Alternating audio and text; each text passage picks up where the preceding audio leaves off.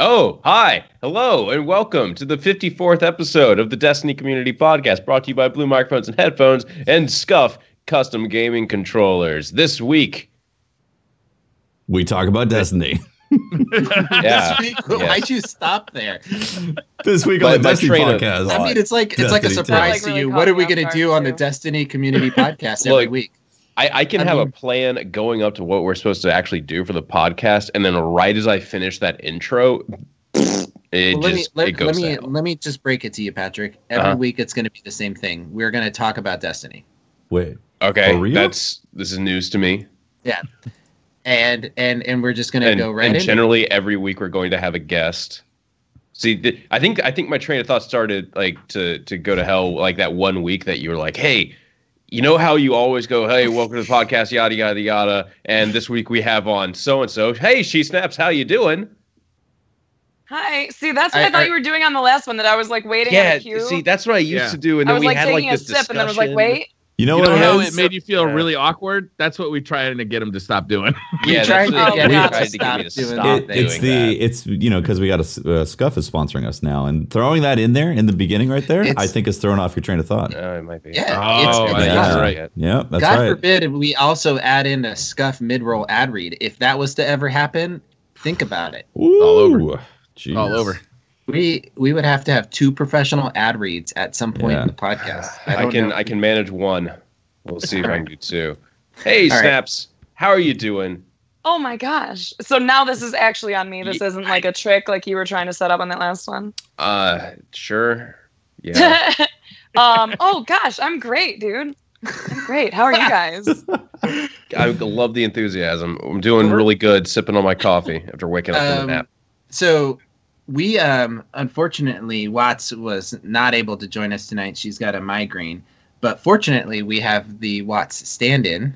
SheSnaps. Really appreciate Snaps, that. could we get some keyboard smashing real quick? Please? Oh, that's actually perfect because I was gonna try and host this, perfect. and it didn't work. So I was like, I'm gonna just like quietly do this, and then you called on me, and I felt like the teacher called on me, and I didn't have the answer, and I froze. But you just gave me the perfect opportunity to do it, so we're good. So, I mean, we are all aware of your amazing talents on the internets. Where does one go to find SheSnaps content? I'm losing my voice always. So generally streaming on Twitch, just SheSnaps. Mm-hmm. And then pretty much the rest of my life is spent sleeping, eating around Twitter, and that's SheSnaps Gaming. Nice. Your Twitter is top tier. I mean, I think I'm good at. I think I'm like active on Twitter. You are a Twitter. She's always on it. I love the fuck out of Twitter. It like you are. God, it's so you good. Never get into a Twitter war with you because I've seen you destroy people. Your memes are your gifs are like the stuff you know. I aspire one day to be as good as you on Twitter. That makes me feel really good. You don't follow SheSnaps on Twitter. You really need to do that because it's very entertaining. Absolutely. I just really like talking shit to people. It's on my end. I'm sorry. I was like, what is that noise? Okay. I'm actually broadcasting from the top of a motorcycle. Awesome. Nice. I got out my setup. God damn. Yeah. Get good, scrub. So you got a great stream, really fun, interactive. What do you like to play? Do you do mainly PvP or PvE? Mostly PvP, primarily. And you started in the Destiny directory, right? Yeah. That was like the main thing that got me on Twitch. And is that what you primarily stream nowadays, or have you started mixing in other things? I think as Destiny 1 now was kind of like on its wheel, I started playing a few more games, and I don't know, I kind of mixed it up a lot in the beginning, but not as often. And now I think I spend a lot more time like, oh my God, Cuphead is so fun. Oh, Cuphead's amazing. Correct. Objectively. It's terrible. I love it. Okay, so from a person that hasn't played it yet, yes. you said 2 things that were very confusing to me. You said in almost the same sentence, you said Cuphead's amazing, it's terrible. Can you please explain? It's amazing, but it's also terrible. Okay, that's the dichotomy that I'm having a hard time understanding. Okay, is it so one I or really the other? like it because it's really challenging. So it's fun because usually by the time I play it, I've already been playing Destiny for the majority of the day because that is the main game I play. Sure. So I'm usually like, my mind is in a different state by the time I get to that. So there's a lot of different moving parts. It's like a fucking video game bop it. Like you got to just do so many things at once so fast. And it's very challenging and it's very fun and there are no checkpoints. So you can feel really good about a run and then lose it all and cry and cry and cry. But it's so fun. You know what's amazing though? It actually gives you how far you got. So you could do a run and like you feel really great about it. And then you can see how close we were to the end. And it's both soul crushing and also like heartwarming, being like, you know what? It incentivizes you to do it again, like immediately. Yeah. And it's got like an instantaneous load time so that like you don't spend any time like watching a load screen. You're just back in the action when you hit restart. Yep. Now, to me, it's like that beautiful girlfriend that you absolutely love having sex with, but she's goddamn crazy. That's how it feels to me. I mean, we've all been there. Crazy. We can talk about the crazy hot scale any day. I mean, that's everybody knows that's an absolute like truth. I mean, there's no. I mean, it's real, right? So is that how like these types of games are? They're either infuriatingly hard makes it better in some ways. Yeah, like having one difficulty scale. Cuphead has got a secret brew going on right now that is very hard to achieve because both the music and the music and the visuals are extremely entertaining. Like the amount of love and attention that they put into the game, all the animations. I mean, they actually recreated like 30s-esque type of animations and put them in the game. And so but they left out the racism. They did. They left out the racism. Great. So you hear like the score is amazing and the animations are amazing. So when you do just get completely slapped down and soul is crushed, it's this really cute Cuphead that comes back. You're like, oh, it's hard in a way though that feels fair. Like you never feel like I never feel like when I'm playing that game that like I lost because the level I'm playing isn't fair. It's just like I need to get better at what I'm doing to continue on. Mm-hmm. That's what I keep telling people too. That everyone keeps telling me like or asking why I'm not raging when I play the game. I'm like, because I'm not like there's nothing to be mad about. I'm not getting like gypped out of anything. Like everything is cool. I'm just you're not getting shot behind a wall. Yes. There's nothing wrong with the game. I just have to get good. I actually felt that way up until Satan. And then I was like, Satan, this is BS, man. I just beat Are you saying that Satan doesn't have your best interests at heart? Satan is a dirty cheater and throws a bunch of garbage that is questionable. I was like, everything felt like controllable circumstances that I just had to get good up until Satan. Then I was like, oh, it was the first time. Are you trying to tell me a video game character based off of the Satan himself is a cheating, backstabbing, unfair fighting character? Doesn't add up. I feel like this is a horrible misrepresentation of Satan. Oh no, yeah, it's spot on. I've read some literature, and he seems like a swell dude. So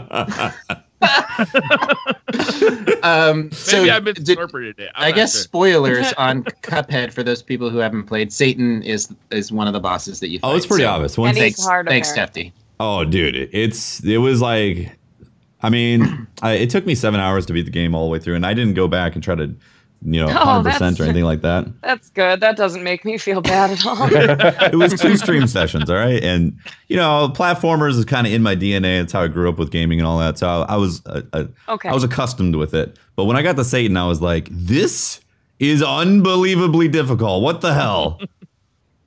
Yeah. So are you playing by yourself or is this a co-op game? By myself. Either one. Yeah, you can do both. You can play both. Yeah. Cool. Not online co-op though. It's got to be couch co-op.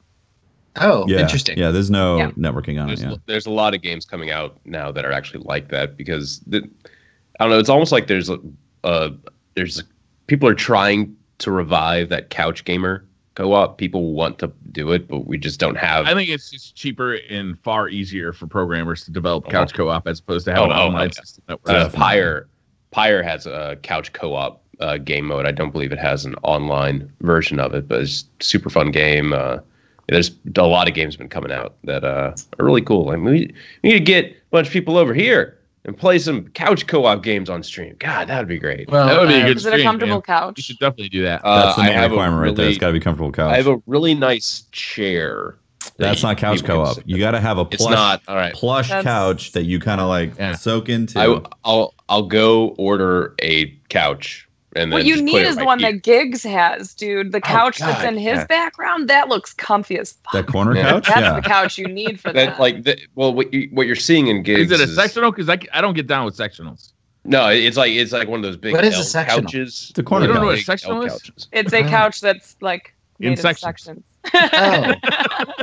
Why would you have a couch that's in sections? What do you? Because you can make it move around based on like the way your living room is set up. Like you could have like the chase on the left side in one layout, and then move it to the right if you want to. Wait. Chase. What's a chase? Oh my god! Have you guys never shop for furniture before? No. Really? You guys are supposed to be adults too, right? Okay. You want to know how my last furniture shopping went? I went with Watson Tomo because they were like, oh, we need to find like a dining table and stuff for our new house. I'm like, oh yeah, cool, I'll tag along, whatever. And I'm going along with them. And then I see the chair that I have, and I'm like, I need to buy that. And just make I didn't need this. This is not surprising to me. I don't have room for this chair. Holtz, this makes perfect sense. But Pope, actually, you don't know what this stuff is?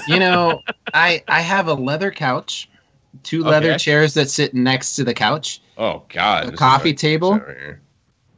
Imagine a Chase Lounge is like a chair, like a nice like matching chair to your couch, but it just extends so your legs are suspended in air as well. It's like I have an Eames lounge. Yes. Eames lounger. Is that the Chase makes it so somebody can lay down on the couch, and then you can be like, "Oh, I want to lay down too." Oh, there's a Chase. I can just lay down as well. Boom! It's so convenient. So you have one laying this way and one laying this way. All right. Well, it sounds like it's very popular. Couch. Oh, it's wonderful. It's absolutely awesome. wonderful. I got to look into it. Obviously, I'm limited in my couching. If only there was a thing that I could type into like Chase Lounge. That's a thing of the future. Let's not get too crazy about upcoming technology. Spelled CHAISE, not CHASE. That's news to me, actually. Yeah. All right. So we are. So it's like one of those like psychiatrist things. Yeah. It's like a Cleopatra chair. The Cleopatra to the other couch usually. Yeah, it's an attachment. It's a jumbo couch. It's the couch that you go, whoa, this is a couch. I'm going to be 100% honest. The looks on like your faces right now as you're trying to imagine like the Chase part of a couch is just great. I'm just stumped that these guys don't know what a Chase is. It's crazy. I'm surprised too. This is great things to have. We are known as the Destiny community podcast, not the Chase Lounge podcast. Hold on, I'm not done. I prefer to play Destiny in my Chase Lounge. That sounds like a great idea. Chase Lounge sponsorship for the podcast. I'm just trying to I'm looking. Where's Lazy Boy? Let's get him on the phone. I started talking about Destiny is what we should be doing. They are super comfortable. Honestly, you could ask like any of the people who have come and stayed at my house during Twitch Chicago meetups. Everyone passes out in the Chase part of my couch because it's just so cushy. Okay, everybody do not listen to Breath Shadow and chat. Do not Google casting couch. That is not a good thing to do. No. Do not listen to him. All right. Hey, I always am wondering, how did you get your start like with Twitch? Like how did you find out about the site and like what led you to start streaming for the first time? My nephew broadcasts actually. His name is Mr. Beardley. But to be honest, I'm kind of an asshole. The first time he told me about it, I didn't get it. I didn't understand it at all. He was playing GTA a lot. And I went in right after he did like a name change because he used to be something else and then switched to Mr. Beardley. So his chat was a little quiet. It was just like a smaller community, kind of all just like joking around. So I made a ridiculous username and I just went in and like trolled my nephew and then left. And I was like, Twitch is a joke. What is this shit? I know. It's awesome. So yeah, I was a terrible person. I just like mocked him and then left. And then Destiny came out and I got locked into it. And the idea of Twitch like came up again. I don't know if he had mentioned it or something, but I decided to go and look and see what the Destiny directory looked like on Twitch. And I clicked on Goth's stream first. And that was my first time like actually browsing outside of his channel. And I was like, this is so not what I expected. This is ridiculous. This guy is so funny. He's so random. Like, he's telling people to fuck off. He's having a good time. He doesn't know everything, but he knows most of it. Like, this seems doable. Maybe I can do this. I'm spending way too much time playing this game as is. And what do you think drew you into Destiny? Like, I think this is a conversation we're going to get into a little bit later, but you said that it had this element that kind of drew you in and grabbed you early on.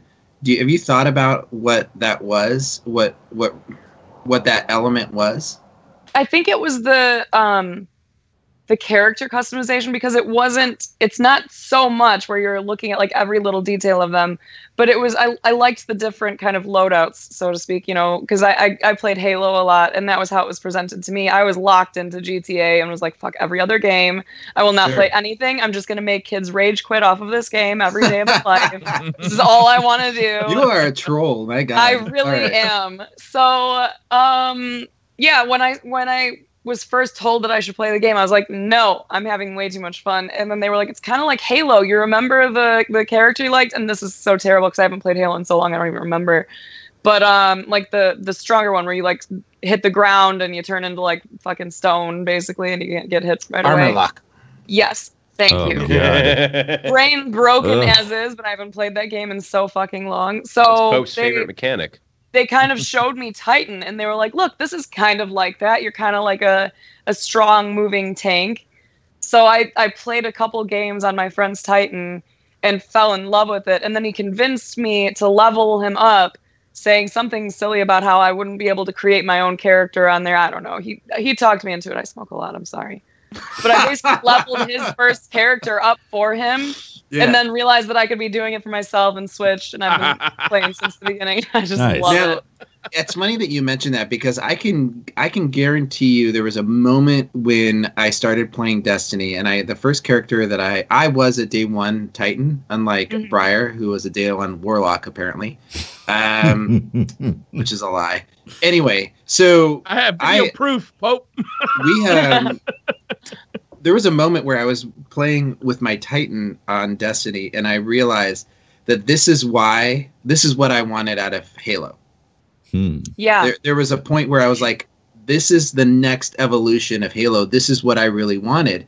This open world place where I didn't have to do these linear missions, and then I could customize my character, and there was all these things. So I think you're right. I mean, this conversation about like end game and all these things that are happening right now in the community has got me thinking about what was that thing that drew me in, and how did it sink its teeth into me, because it really did in a big way. And I think you're right. It has something to do with where we came before Destiny 1, where we came from, and what we were experiencing in our first characters. I remember being like immediately drawn to the abilities and the supers too. Mm-hmm. I thought they were a lot of fun, and then I switched to Hunter and fell in love with all those. So the characters are really interesting. The whole reason I picked up Destiny was because I played Halo. Like, no joke. It was Bungie had made another game, and I was a big fan of Halo, so I was gonna check it out, see what it was about. I guess this thoroughly explains why, like, I'm longing for more in-game stuff, because I came from World of Warcraft where I could grind for like months upon months for things and stuff, and then I think a lot of people want that, not just because it came from World of Warcraft. So there's actually a very good point there. I think there's the other side of that. There's people that came from Halo that wanted more, right? Mm-hmm. And there's these people that came from these MMOs that wanted less. Excuse me? No, I'm fucking. Oh my gosh! These people. These Patrick, people? like you. Yes. Those people that played Magic and World of Warcraft. Card-toting, rage sherping for rent World of Warcraft players? Yes. Whoring on the internet, dungeon. Look, you never lived until you've role-played as a female night elf and then tricked someone else into giving you enough gold for your epic mount. Yes. Is that a euphemism? That was a lot of words that I didn't really understand. I didn't get any of that. I pretended to be a woman and someone gave me money for it. It was great. That's how I got a bunch of shit in GTA, except, like, I actually am a woman, but, like, I did some ridiculous shit and got a bunch of free money. I'll be hard. That's the thing. It's like this community came from so many different places. Yeah. I almost think, what would Destiny 2 have to have been to do the next thing or the next level for everybody who came to D1? World of Warcraft with guns. Wait, so you're asking what it would take for Destiny to make everybody happy? Yeah, like, that's my point. Like, I don't think that's possible. Everybody, I think I know that's not the a thing. real thing. Yeah, that's intangible. So you've got all these people that came into Destiny 1 because of different things, right? And they all got hooked because of different things. Now, to keep them, you have to have the sequel has to be the next level of that thing, right? Whatever that thing was for you. Now, how do you achieve that? How does Bungie create a game called Destiny 2? I'm gonna let you in on something here, Pope. What is it? It's impossible to please everyone. No, don't tell me. I disagree. I've been trying for years, and I do it every day. Everyone agrees ice cream is delicious, right? No. Everyone likes ice cream, I right? like People ice that hate cream. ice cream. I've never met them. There's people who are lactose intolerant, though. Okay, Yeah. they got soy ice cream then. Congrats. There's also bad disgusting. people in the world. Yeah, but the point is, Yeah, like people who like candy corn. despite ice cream being almost universally liked, almost like people like playing video games, some people prefer different flavors. So, you can say we're going to go out for ice cream, and then, you're going to arrive at the ice cream shop, and you arrived at the vanilla ice cream shop when really there's one person in your group that said, no, I wanted the strawberry. Another person's like, I wanted the salted caramel. That's why they sell 31 flavors. Destiny, they're just one flavor, right? Yeah, but what if I go to they've got, Baskin Robbins and they don't have good flavors? Well, no, I guess that's based just on subclasses and not on like flavors 9 being flavors. like different elements to the game. They got 3 flavors. Now Purple, I just want ice blueberry. It's a lot like sherbet, Orange? isn't it? Yeah, It's like not sherbet. bourbon. It's what's that? What's that Neapolitan? That jug Neapolitan, there that it has is. the 3. Yes. The bear. That's what Destiny is. It's a big ass bucket. Yeah, of and ice cream. I scoop out the strawberry every time and just eat the strawberry because that's like playing a hunter. I'll destroy the vanilla and chocolate and just leave the whole row of strawberry. Yeah, that's what I used to do, and then I started doing the straight across scoop where you get a little of each in the bite. See, that's what they designed it as. That's the double sword right there. Don't you just buy a Roll different on flavor ice through cream? there. Yeah, I don't know why. You got multiple people in the house who like different flavors. So you get the Neapolitan? It's money. Oh, Yeah. man. I don't I don't know if I can trust you, Snaps. Anybody who crosses the streams For the Neapolitan? on the Neapolitan ice cream bucket is Pope, I got news for you, man. Listen, You they're mix- already touching. I'm not it's saying meant I'm to be fucking crossed. stirring it No, up. you're bringing But it I'm across. talking- You're ruining I'm it for talking a everybody nice- else. Dude, you've seen how ice cream scoopers go. They're all like, Okay. and then it Yeah. rolls all beautifully. Yeah. All So right. we're talking about a nice, beautiful roll of different ice cream. You've never had like a swirl You're cone, chocolate Just vanilla? let me ask you a Chocolate question. and vanilla. No, Let me ask you a quick strawberry, question. though. When you take a, when Chocolate you're at covered a strawberries. Snaps, when you're at a Oh, party man. and you've got a potato chip And you bring and a it's, tub of ice and cream. it's a big potato chip. Will you big potato will you take some salsa, bite off? You can't put the whole potato chip in your mouth. Will you go back in Break in for advance. another? No. Oh, No, break no, in no, no. advance. Nice. All right. I just needed to ask. I I'll need to turn the clarify. chip around and then dip with the part that wasn't No, in my mouth. that's Doing not it okay. wrong. You're man. holding it with your Break hand. it into as many pieces as necessary. Dip them all at the same time. That's pro stat. Yeah. I trust her again. You do We're not good. you do not Hashtag bite break. the chip, turn it around, and dip back in. That's still a double dip, No, my that's friend. It wasn't in my some mouth. cannibalistic shit, It's a double man. dip. Nasty. That's right. You are You not might as well invited just to anybody's your party from thumb now and on. You're done. Yeah, Stick I it don't in want you there. shoving the fingers. God knows, how many magic Yeah. cards they've touched, and in the chip. Jesus.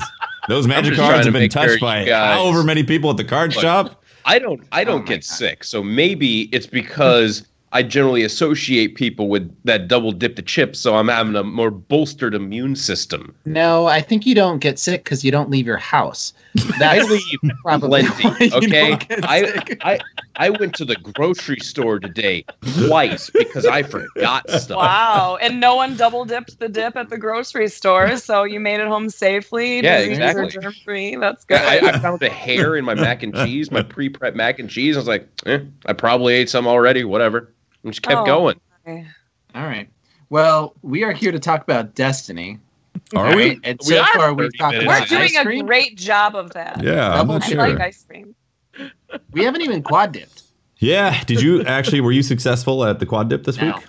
No, I got up to I told 3 you, and man. that's it. It's extremely difficult. It is impossible. Tefty's trying to do the holy grail of public events where you can exit and load back into the same public event 4 times. The quad dip. The PC release comes out in 12 days. I think you're going to have a better time once the PC release comes out. Quad dippage with unlimited frames. Yeah. My M2 drive booting it up super fast. All right. Somebody's going to have like rated SSDs. So the game No, that's thinking right there, Byron. I like that. Do you guys want to jump into the Thwob had the Sweet Up Bungie? Sorry, what? The what? Stop trying to make that happen. Yeah, what is it? People are going to call it Thwob. Why would they call the? I don't even know what the fuck you're talking about. Hat weekly at Bungie? It's called the Thwob. No, Twab. No.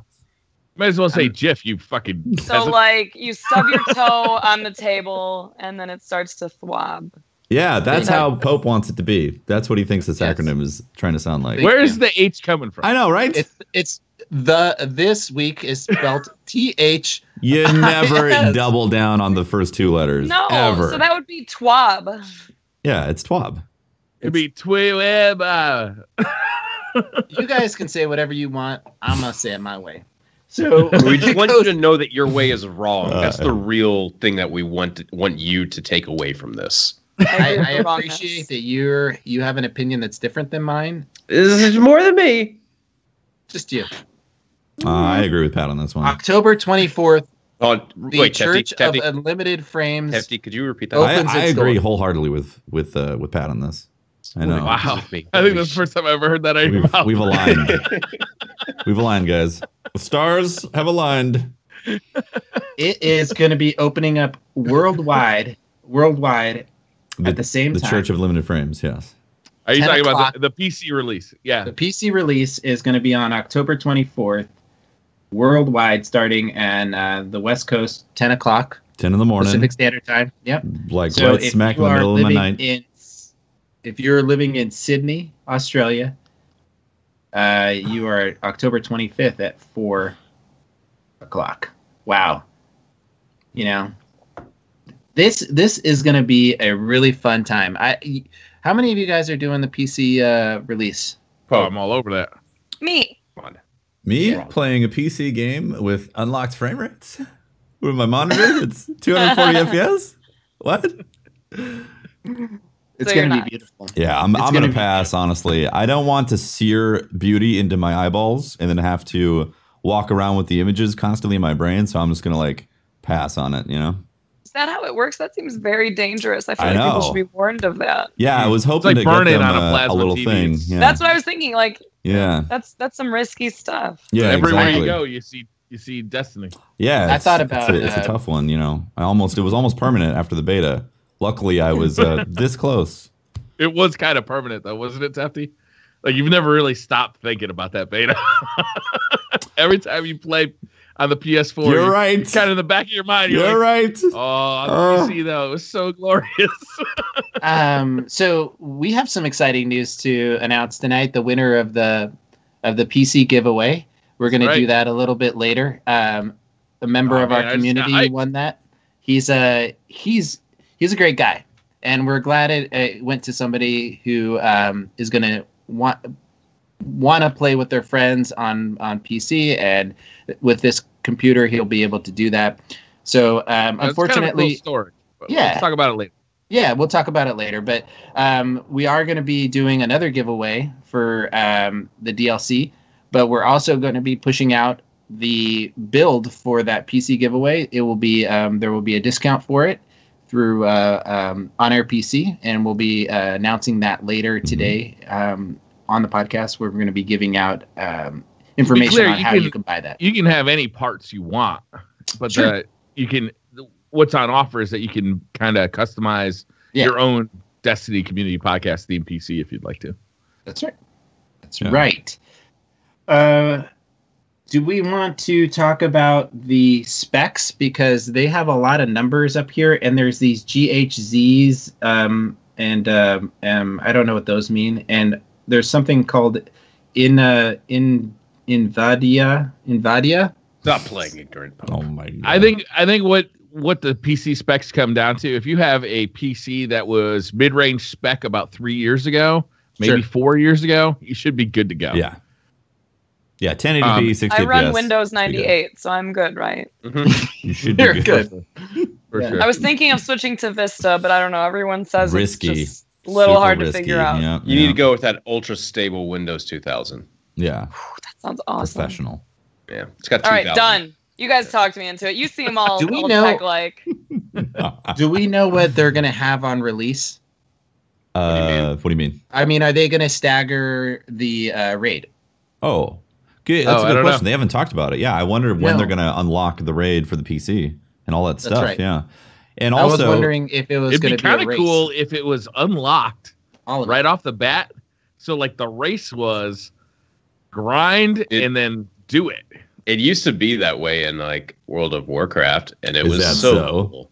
It was so cool to. I think that would be the awesome. First race happen. Well, since we already have seen the raid, I mean, I wouldn't personally mind. I mean, you're going to be grinding the crap out of that game. I am, but I'm not going to like do it how I did with PS4. I'm going to enjoy all of the frames individually, one at a time. You know, I want to see you on stream go after playing like 3 hours on your PC with these unlimited frames. Switch to console and see what happens. I have a rule. When I do variety streams, I always start with the lower FPS first. That way I don't vomit midstream. Because if I go 200 FPS and then to 30, nausea kicks in. So go from that to playing Destiny 1 on the 360. Ooh, yeah. That's some barf. Yeah. Or just go definitely. Go from that to go do the public event in on Titan with all the Hive. Oh, I got one better for you. Or just go behind the church. Play on Xbox. Being Dead Zone on Xbox. Yeah. Ooh, yeah. Frame Alley on Xbox when it hits heroic in the back. Some single digits. It's great. It's glorious. Well, we've got that PC release. There's going to be a ton of new players trying out PC for the first time. There's going to be a bunch of community members that are going to be jumping in there and checking out streams. And I'm really excited for everybody who's been waiting, who like the people who've legitimately waited and said they were not going to play console and wait for PC. Like that's amazing. Like I definitely wouldn't have the willpower, regardless of being a streamer. Like the Destiny is just a really entertaining game for me. So regardless of stream life, like I would be so difficult for me. So bravo to the people who waited. I think you're going to have a fantastic time because it plays really special on PC. And can you say bravo without like doing at least like a half golf clap? Tabsy can. Bravo. Okay. Bravo. I didn't know if that was like an unwritten rule or if it was just my own personal preference. You know, I haven't heard that rule, but I actually like that. That'd be great. Okay. Mid-conversation. You know, bravo, Is it guys. worth incorporating? Bravo. Yeah. I think it might be. Yeah. If you have a monocle, you're supposed to put that in as well. I wish I had a monocle now. I would love to see Professor Broman with a monocle say bravo. Yeah. Oh, yeah, like the top hat. I think Broman would. Yeah, and a top hat. Yeah. So you just want a very dapper Broman saying bravo and going like this. I have a straight. Maybe like a well done. Growing up, whenever I played Monopoly, I was always the top hat, and I always envisioned that guy, on the box. And Professor Broman looks like that guy on the box. The Monopoly guy? Rich Uncle Moneybags. There we go. Got it. Yeah. That's that guy has a name? Yeah. That's his name. Rich Uncle Moneybags. So that's Moneybags. Professor Broman looks like the rich Uncle Moneybags. Yeah, that's a mouthful. It's also kind of like, rude. Yeah, rich Uncle Moneybags here buying everything. Jeez. The entire game is a commentary on capitalism, and it was meant to teach people how capitalism can totally destroy relationships and everything. Thus, why everyone hates each other when they play Monopoly. But then it also ended up being rather successful and showing how people can like the game because of that. And whatever. Because it's a game. Because capitalism. It's actually a game. It's not a good game, but you know. What? Monopoly. When it came out, there wasn't a lot out there. People were still like wasn't it like invented in the Depression? Hold up. Are you telling me the Monopoly had no end game? What? Can we get into this end game? Please, everybody. It is definitely 6.5 out of 10 is Monopoly. That's what I would score Monopoly because of its end game. Lack of end game. Lack of end game content. Can you guys do me a favor really quick because we're talking about board games? Can you finish this sentence? Settlers of Catan. Everybody says it different. I had someone correct me. I say Catan. Some people say Catan.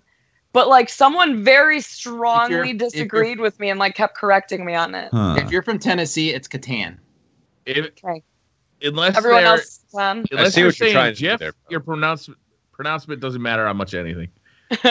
So let's throw that back to you. Is it GIF? Is it GIF or GIF? GIF. Thank you. Here we go. Wait, like if you put a T on it, it would be which GIF. way do I prefer it? You said GIF. Wait. No, she said with a G. Right? GIF. It's a GIF.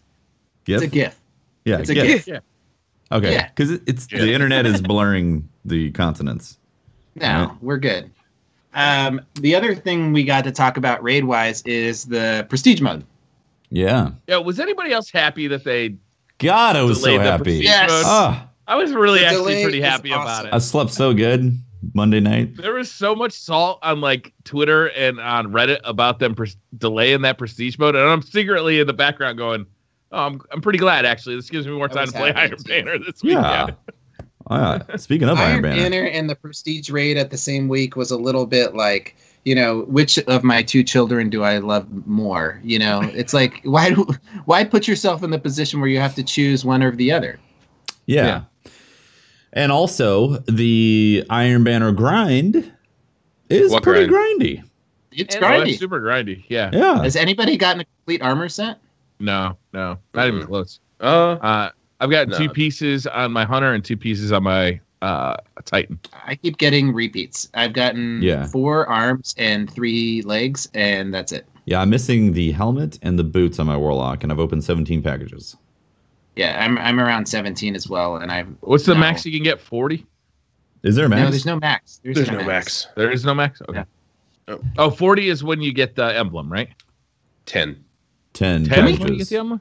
Can we get into 40 is how many games you have to win to get that if you were So we started talking about the prestige mode and the delay, but we didn't talk. This would be actually before we get into that. Let's actually talk about Iron Banner and for a little bit. There's a lot to unpack there. There's a ton of guns. A ton of guns. Quotation marks. But the armor. I'm really happy with the armor. I'm going to start off with something I'm really positive about because I really want to talk about good things. Okay. I will be the source of negativity and dissent. Dysentery? The negativity. The armor looks great. It looks great on every character, and I'm especially appreciative of how it looks on the Hunter, just because I feel like there's a lack of like really great looking stuff for the Hunter, and I feel like the Iron Banner gear it's really good looking on the Hunter, but it looks great across the board. Yeah, visually, armor designs, I was like, whoa, this is cool. Some people are like, can we get away from the bowl and the samurai thing? For me, I'm like, it's awesome. I want more of it. Like, I think it's visually appealing. It's a fresh look for Destiny armor, I think. Yeah, it is. It's a good look. Anybody find that any particular shaders work pretty well with them, or, you know, I don't know. I haven't had a full set yet, so I can't, play the shader game. Yeah, I'm rocking the name of it. Otherwise, I would recommend the one that I like on my Titan. She's very ostentatious. She's very blingy. Nice. Oh, really? Max bling. Can't think of it though. Someone will know. Someone in chat will say it. Did you get a full Titan set? It's not the Iron Banner stuff. It's something else. It's just the shader. It's got it. Yeah. And sparkly and pretty. She looks like a unicorn lady. Nice. I like how you can preview the whole set of armor too when you you click. Is it triangle on the on the controller over the engram. You can preview your character with the full set of Iron Banner. And it kind of, it's incentivizing in a way to like see the whole set together and looking good. I like that a lot. And I like how you can preview all the weapons that are available. You can preview everything that possibly could come from an engram, from the Iron Banner. I thought that was a nice touch, you know? Mm-hmm. So they came with, as we expected, they came with static rolls, right? Yeah. Yes. So does that mean that, Patrick, did you get your recovery rolls you wanted? Oh, fuck no. Yeah, why would they put recovery on hunters? Why would they put anything but stack mobility up to the absolute highest? Now, I wanted to get into a conversation with you on that because I know that how you feel about that, and I wanted to bring in a counterpoint to that. Okay. What if they actually wanted the classes to stand out as being different, and the reason why you haven't gotten any armor that is got other, doesn't have a recovery on it or a lot of meaningful stats? Okay, is because the hunter is not meant to be that way.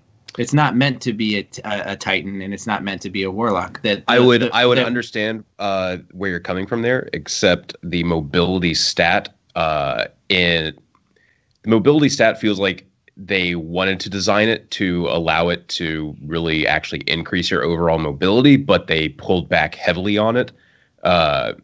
Namely, sprint speed doesn't actually get affected by it.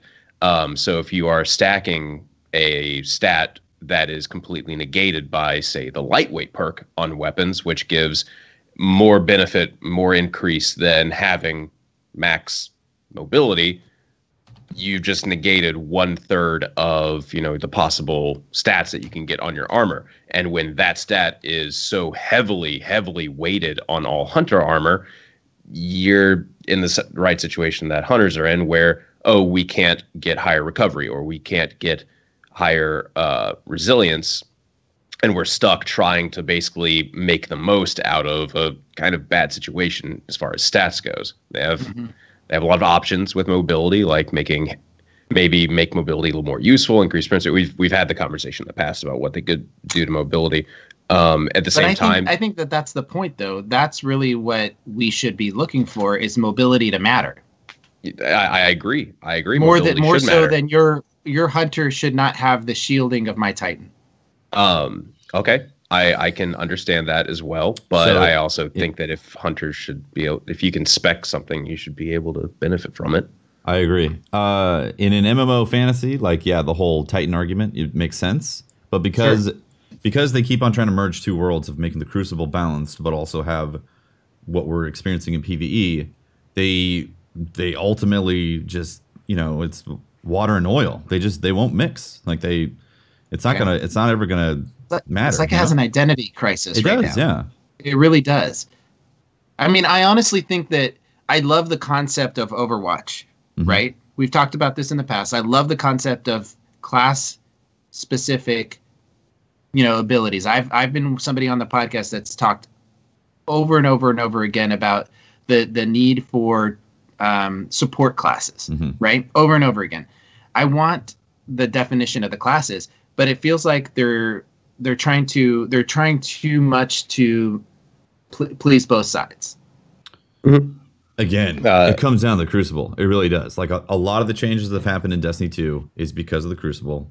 Some of them have helped with PvE. I mean, I actually do like the double primary with a power weapon type of setup. I think it's fun because I like it too. Yeah, I like being able to have like a sidearm and a scout or whatever, or 2 auto rifles. Sure. It's an interesting loadout option right there. But a lot of the stuff is balanced around the fact that we need to make sure it works in the Crucible. And until Bungie decides to get to a point where they say, screw it, we're going to make things that just aren't going to work in the Crucible, that are going to be different in the Crucible completely, and be wildly crazy in PvE, we're never going to get to that point, Pope. You're right. Yeah, and I guess you're right. I mean, I would love for there to be a commitment to a design strategy, which I feel like they tried to do in Destiny 2 by making static rolls, but it wasn't felt throughout the whole design process. Yeah. We've got a situation where they started to, with the static rolls, build these types of classes, right? Where you could spec a Titan to be you know, a glass cannon or something. I just really feel like you could create these roles, and it's like they stuck it half. Like, I'm sorry. Well, as one other, you can't be half pregnant, right? If you're gonna do that shit, you got to do it all the way, right? You got to, you know. Well, that's Hunter also has another problem where their boots are bugged, where they say they increase health, or they say they increase your recovery, and they don't. No boots actually increase recovery. Oh, I didn't know that. Yeah, the only way you can get recovery on boots, I believe, is if you just use an armor piece.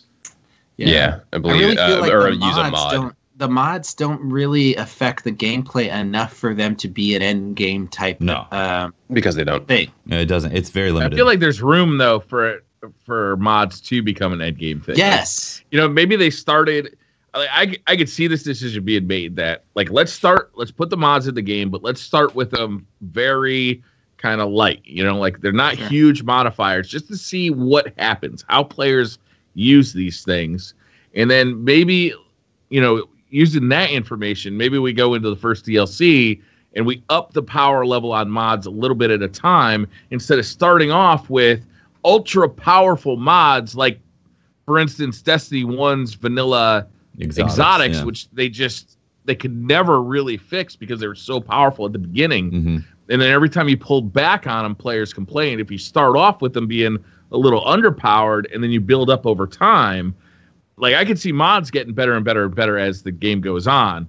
But starting off with them really conservatively, it does make sense to me in my head, like on a design wise, knowing what happened with Destiny 1 in the exotics.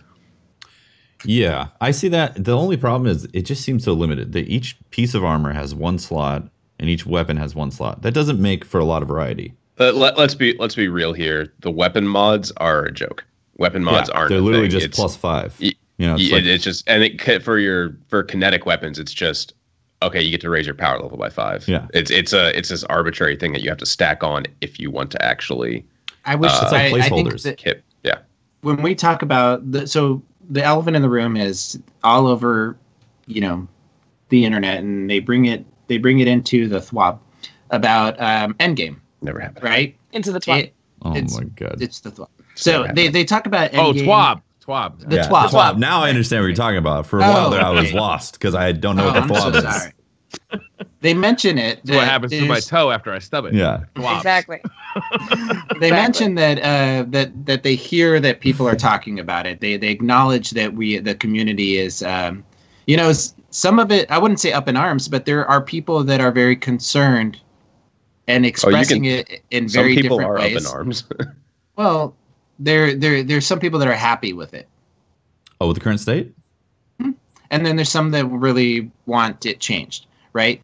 Can we maybe present those arguments? Like, one thing I wanted to say before we move off the Iron Banner thing is Iron Banner weapons. Yeah, that we got this week. Oh, I'm so sorry.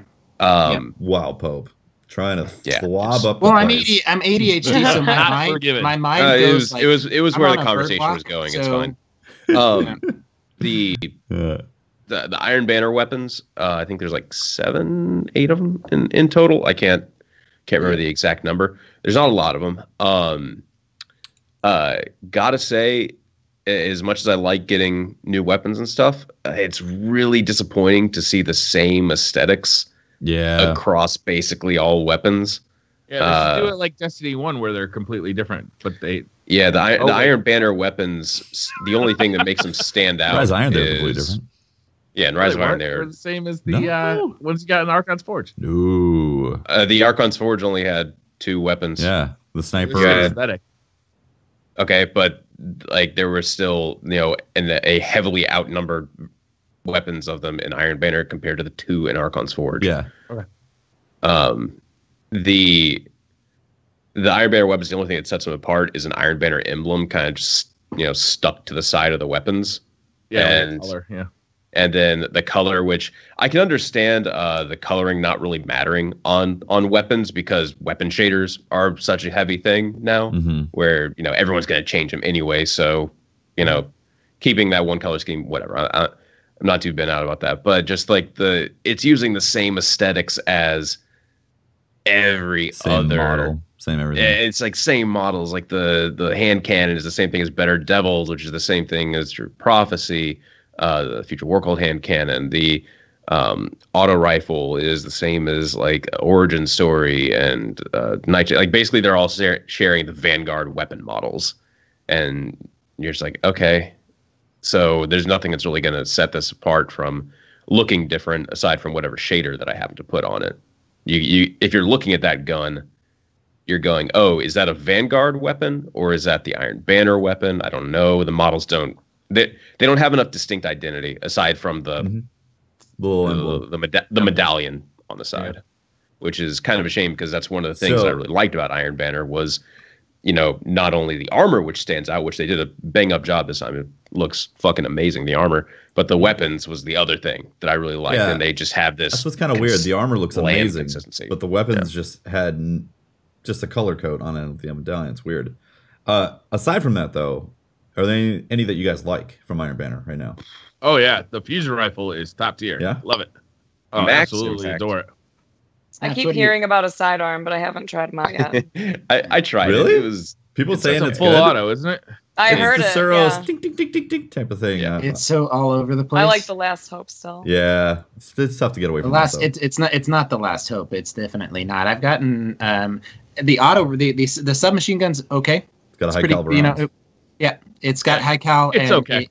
And you can get into that. You can get into that close range of the Last Hope, but you still get beat out by it. Yeah. So there's still, but it is decent, and it, you know, it's just not a potato gun. But I think that I'm really surprised with the gameplay of the pulse rifle.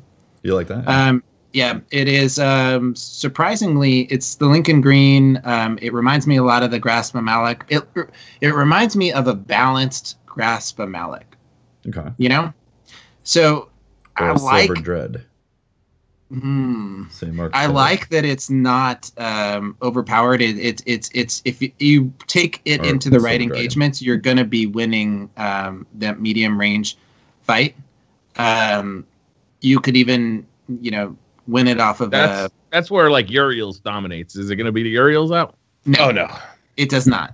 And so that's the thing, is that it will Uriel's keeps knocking you off of your shot. And I have video, I kept clipping it because it was pissing me off, of videos of me pushing the burst right into the guy, right? And it should have been a kill, but Uriel's, and they're fighting me with Uriel's, and on my reticle it shows that I'm, you know, putting the burst right into him, but then I'm the one that gets killed. So yeah, it's definitely not, you know, it's not going to beat Uriel's. Urinal Cake's gift is really good. Tough to get away from that one. Yeah, I still have yet to get the auto rifle or the scout rifle, and I heard the auto rifle's good. The auto rifle's good. Yeah, it's okay. Rifle's, it's all right. Okay. If you're only hitting headshots with it, it's solid. I think the recoil's you have to heavily invest in the kinetic counterbalance mods to make sure to kind of rein in the side to side recoil of it. But yeah, it's good. It's good. I still prefer the Origin Story archetype ones. What do you guys think about the way rewards are dished out in the new Iron Banner token system? No. I see so many tweets about the tokens. People are not too thrilled about it, huh? No, like the token system is really cool. I like it for some things, but if you have like the limited time events, specifically Iron Banner, I don't think it works as Iron Banner because you're just playing the slot machine the entire time, and you know you have to win four games. Win four games. Yeah.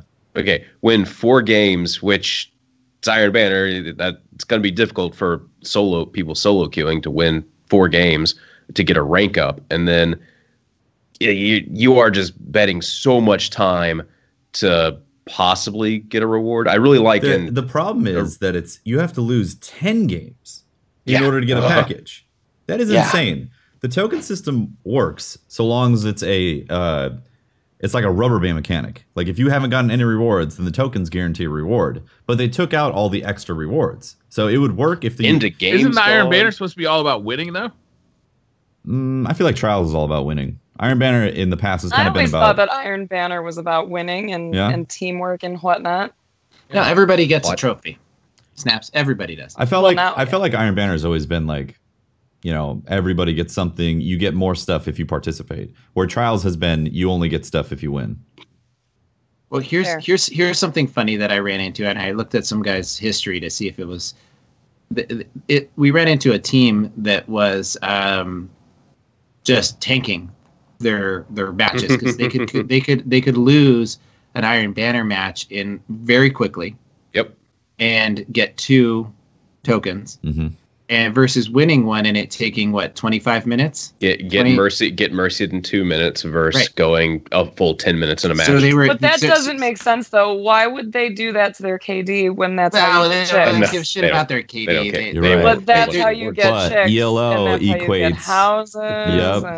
Yep. You're right. I'm just worried about their stats. Yeah. They already that's how you get ahead in life. They already got the chicks. They already got the house, so they don't need the KD. What about the khakis? No, what they already got khakis and savings. Like maybe they don't care. I'm concerned about their well-being now. Snaps makes a great point. This is a whole nother person. This is a person that shows up in their full set of Trials armor gear, and that's how they get the chicks. Yeah. This is like the full team is rocking the same emblem stuff. Right. And you're like, bitches, come at me. Let's go. Look at me. Scarab emblem. Got it. You've been to the lighthouse 4 times? Panties off. Just dropped. I grinded hard for that. Come at me. Oh, man. Yeah, so I see people kind of tanking, losses to get those Iron Banner packages. And so you can that sounds fucking boring as hell. I would never do that. You can get 10, is it 10 tokens if you lose, like if you get mercied 5 times in a row within 10 minutes. So if you win and it goes to 10 minutes, you get 5 tokens. I mean, the math is there. It is technically more beneficial just to get mercied. And the mercy is so broken really now. Yeah, that's very challenging to get mercied, I feel like. Yeah. If you're fighting back at all, What is the spread? It's something. It's like it's 60 to 10. It's like 100 to 5. You have to reach 60 before they reach 10, and if they reach 11. Then you're going to play the whole thing. I feel like it's glitched then, because I feel like I've seen a lot of instances of that happening, and it's still not getting called. Yeah, sometimes it'll be delayed. Like you'll get to 60, and then they're like, okay, they're at 9, and then sometimes like their scoreboard will catch up or something, and it's like, oh, well, now we have to play out this full 10-minute match where we have a 50-point lead on them. Mercy rule, like I understand them being strict with the mercy rule, but it needs to kind of carry for the entire match, not just this one instance has passed and it can never happen again. Like, can we have it include in a competitive match and 2 people left the enemy team, that's never going to be full, they're not going to win that, that's not fun for either team. Could we extend it out to that? Could we extend it out to the entire game where it's mercies and it's like, it's 90 to 11? Have you guys found that Iron Banner has been competitive or relaxed? Kind of a mix. It's been normal. It's been a mix for me. Been a mix, yeah. I find that I'm getting a lot of close games, like really sweaty games. Yeah, I've really had a mix. I played probably 5 games right before this podcast started, and I was playing solo queue, and I think we won 3 kind of pretty easily and lost 2. That's some brutal stuff. And then I played earlier on stream with a full team of 4, and some of the matches were right on the edge. We lost 1 match. We mercied a couple matches. So it's we actually mercied across the board. Yeah.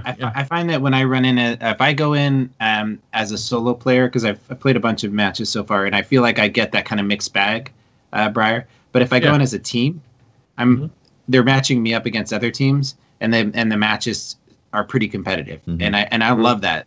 Sometimes I feel like I'm getting matched against a team. Sometimes I feel like I'm not getting matched against a team. Yeah. And when I'm playing solo, I feel the same way. Sometimes I'm getting matched against a team. Sometimes I'm matched against a bunch of solo players.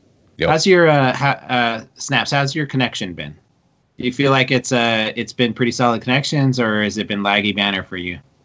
Not actually. Now that you mention it, I don't feel like it's been as laggy as previous Iron Banners that I remembered in Destiny 1. There have been a few things here or there where I'm like, all right, so I probably shouldn't have been punched straight across the entire map and off the edge from that one melee hit, but that's fine. We'll pretend that's not lag. I don't even know. I don't think it's been as bad as how much I've seen people camping on rifts with shields. Okay. Basically. Yeah. Well, I feel like the lag is it's far subdued as opposed to Destiny 1 Iron Banner. Like I've definitely seen the odd Titan that I just can't kill, or the guy running into a wall and you shoot him with your entire clip and he takes no damage. I've seen that a couple of times over the week, but for the most part, the connections have been relatively solid. Well, it's obvious that your streamer perks are working. So yeah, good job. Are you having a rough time out there, Pope? Well, see, I don't stream, so I'm on that normal setup that Bungie puts out. Yeah. And so ever since I stopped streaming and I got that buff off of my account, it's been tough. Yeah. It's been tough out here. You only got to do 15 hours a week to get the streamer perk. I know, but it's do you hard. have to just get affiliate status and then you get streamer? They don't do that. They cut you off, and it's hard. It's like you start twitching. You're like, they're quick to take it away. I've noticed. Yeah. That. There's like a whole mathematical algorithm, and you get like your check, and your check just stops coming in the mail. Like my PayPal was hitting those Bungie, dollars every week, and then I stopped streaming, and it was just like I couldn't feed my children. It was horrible. How many people are going to Reddit right now? Like, I was right. Right, yeah. I told you Bungie helps streamers. I can't believe people even post that crap. There's been a bunch of that lately. There's so many people who think broadcasters get games for free. Like, every game you play, you just get for free. I mean, honestly, you're being paid to play this, aren't you? Huh? I had people ask me about that Cuphead. I'm like, what? I wanted to play this game. Unbelievable. If you want games for free, basically all you got to do is email them.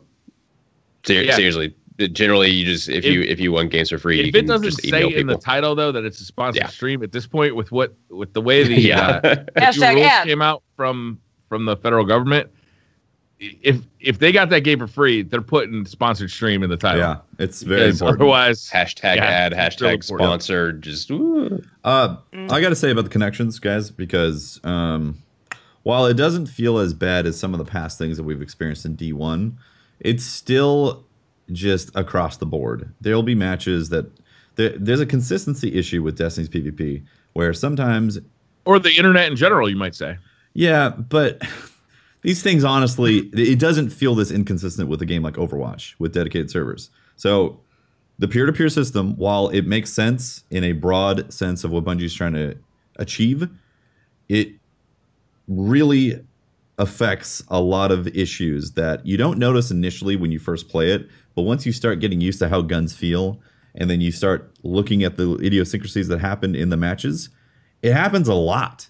Like, it really does. I feel like, every game I usually get shot behind the wall or shoot somebody behind the wall at least once a game, like bare minimum. And then every fourth game, somebody will eat like at least 50% of the bullets or have the ability to kill me in like half the amount of time it actually takes with the Uriel's gift. And I'll be like, well, should I just... I kind of feel like as a community, we've been conditioned to just be like, well, it's Destiny's PvP, get over it. You're playing it.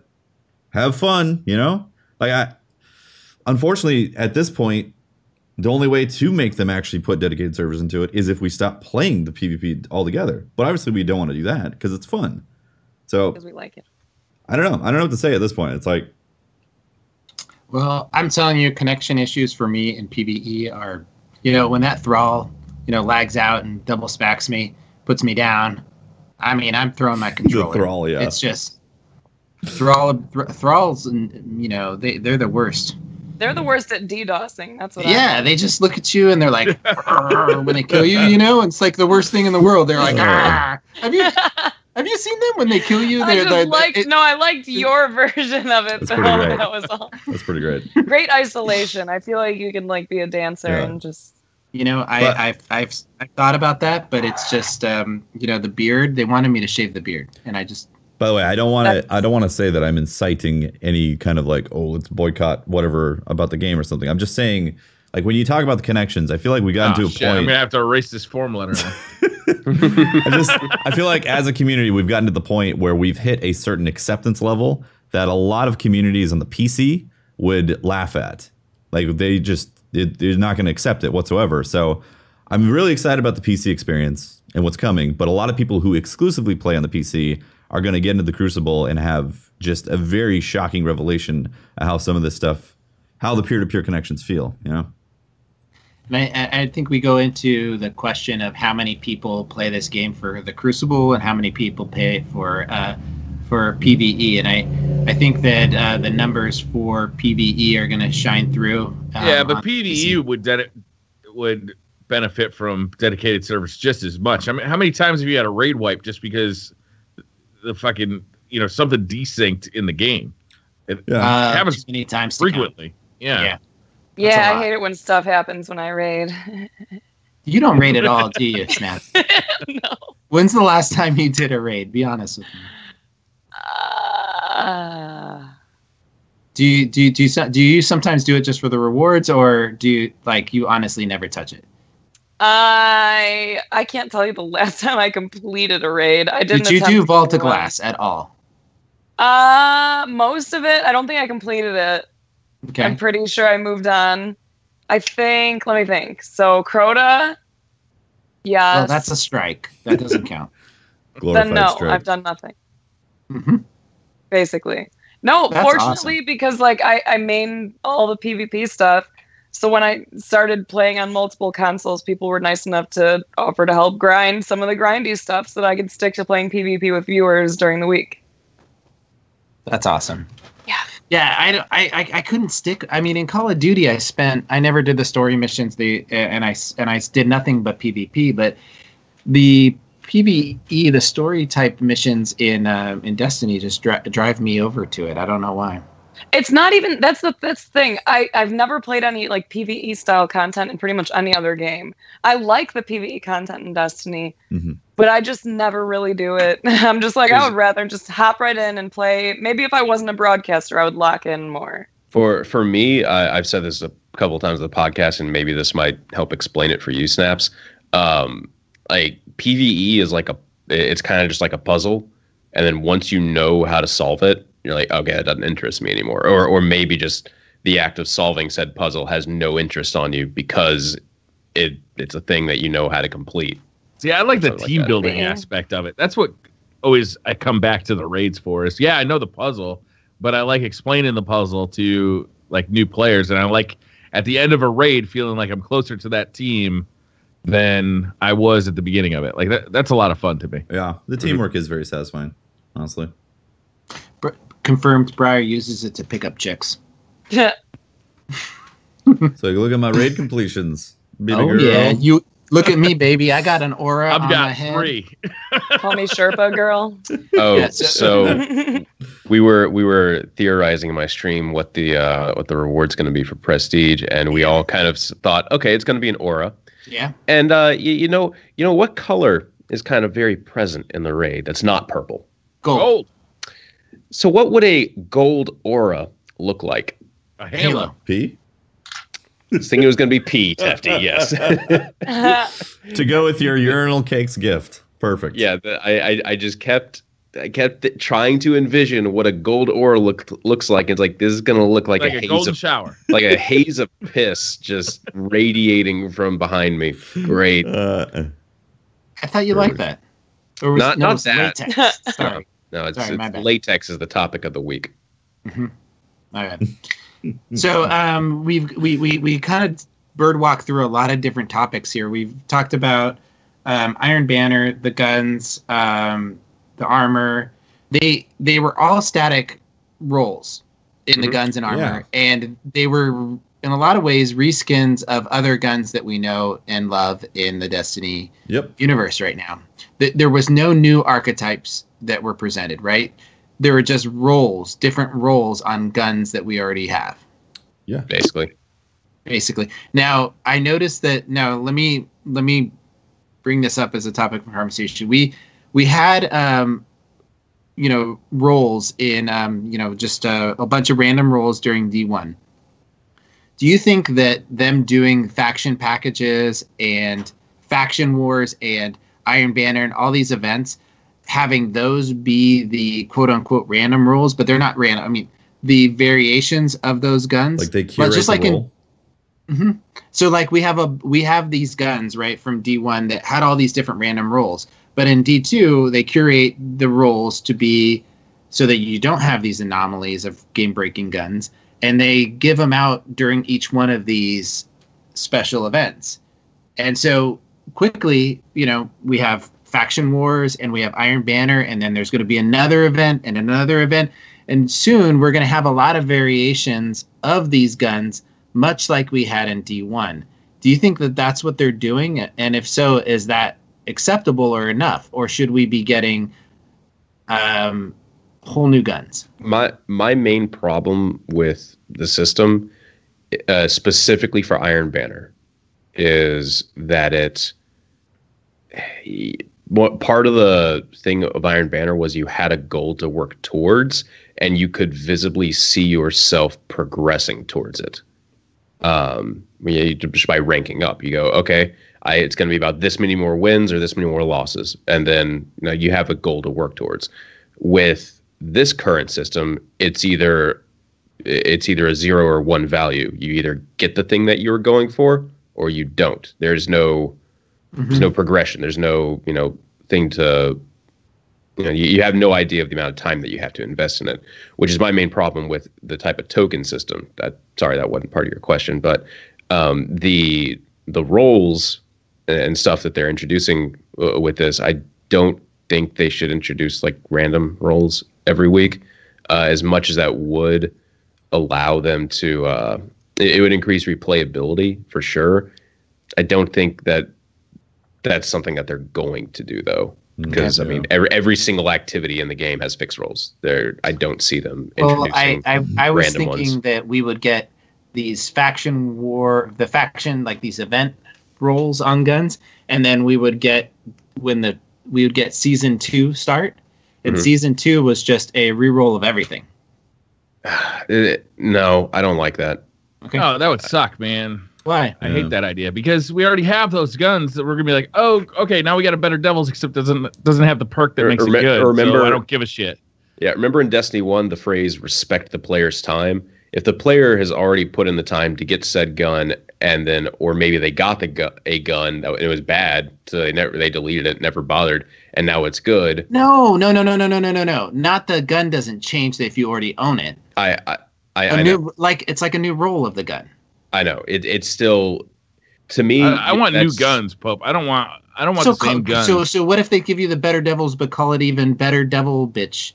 What if I don't give a shit. What was the difference between that and getting random rolls? Just the same looking gun, though.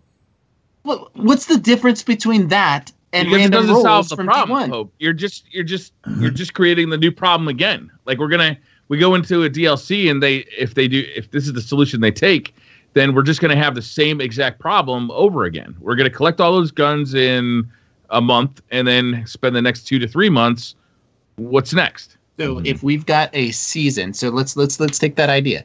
So if we've got seasons plus these special events, which are all rolls on different guns, right? Are all rolls on the same guns. Mm-hmm. Won't we have the same number of guns, like options, as we had with random rolls? Yeah. It doesn't.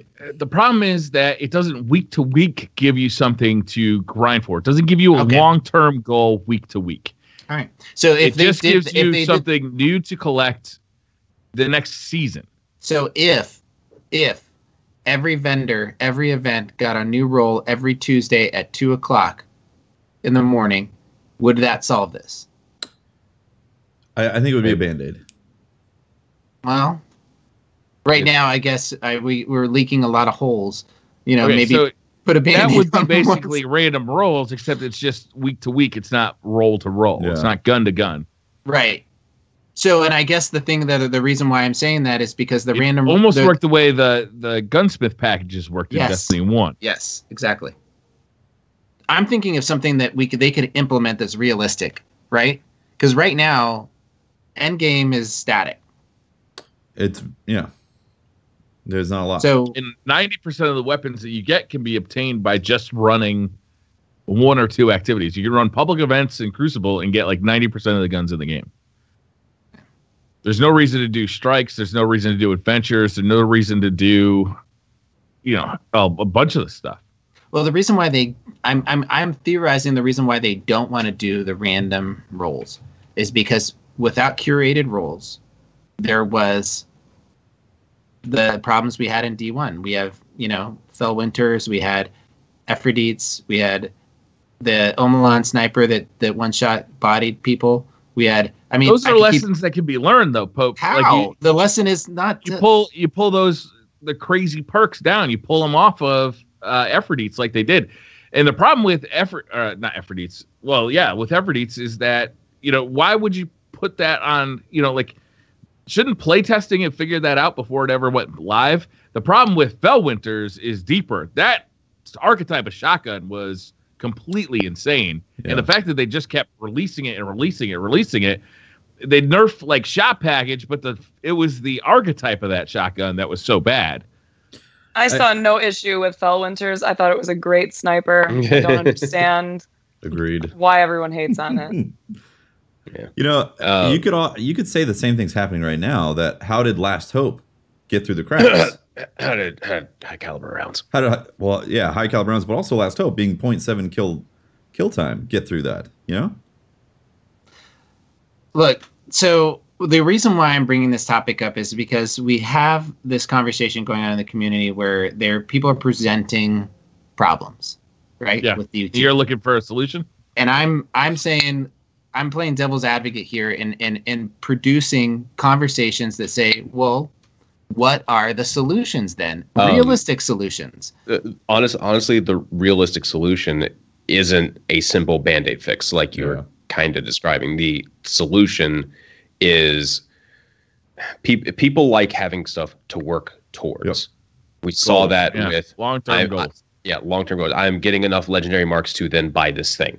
You are setting yourself a task. You know how to complete it. When people talk about, we could grind for the God roll Aes Luna, that was something to grind for. You're not really. That's not an interesting solution to it, because hey Tefty, how many God roll Aes Lunas did you get? One. Hey Snaps, how many God roll Aes Lunas did you get? Two. Okay. I got none for the record.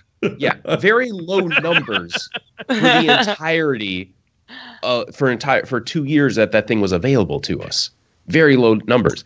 That's not an interesting grind. That's not an interesting story. Whereas I think what people are wanting is that thing to go for and having a set goal or path to follow to getting it, and then being able to see how much time they have to invest into it. And it's not just, I will randomly get it. That could take 1 game or 1,000 games or never. Mm-hmm. So the answer to the problem, Pope, isn't something like, we can bring in more guns and refresh them, and then they can get them every week. That's, that doesn't give you that long-term goal. That's adding a wide pool. It's really just the Band-Aid. And again, the wide pool loot thing we had in D1, like I know a lot of people are saying they miss random rolls, but honestly, we were at the end of Destiny 1, and if you've collected most of the things that you want, you had the same problem. You get to the point. Random rolls don't matter. Random rolls don't matter, exactly. You have a very finite set of perks, and then that's the only thing that matters to you. Yeah.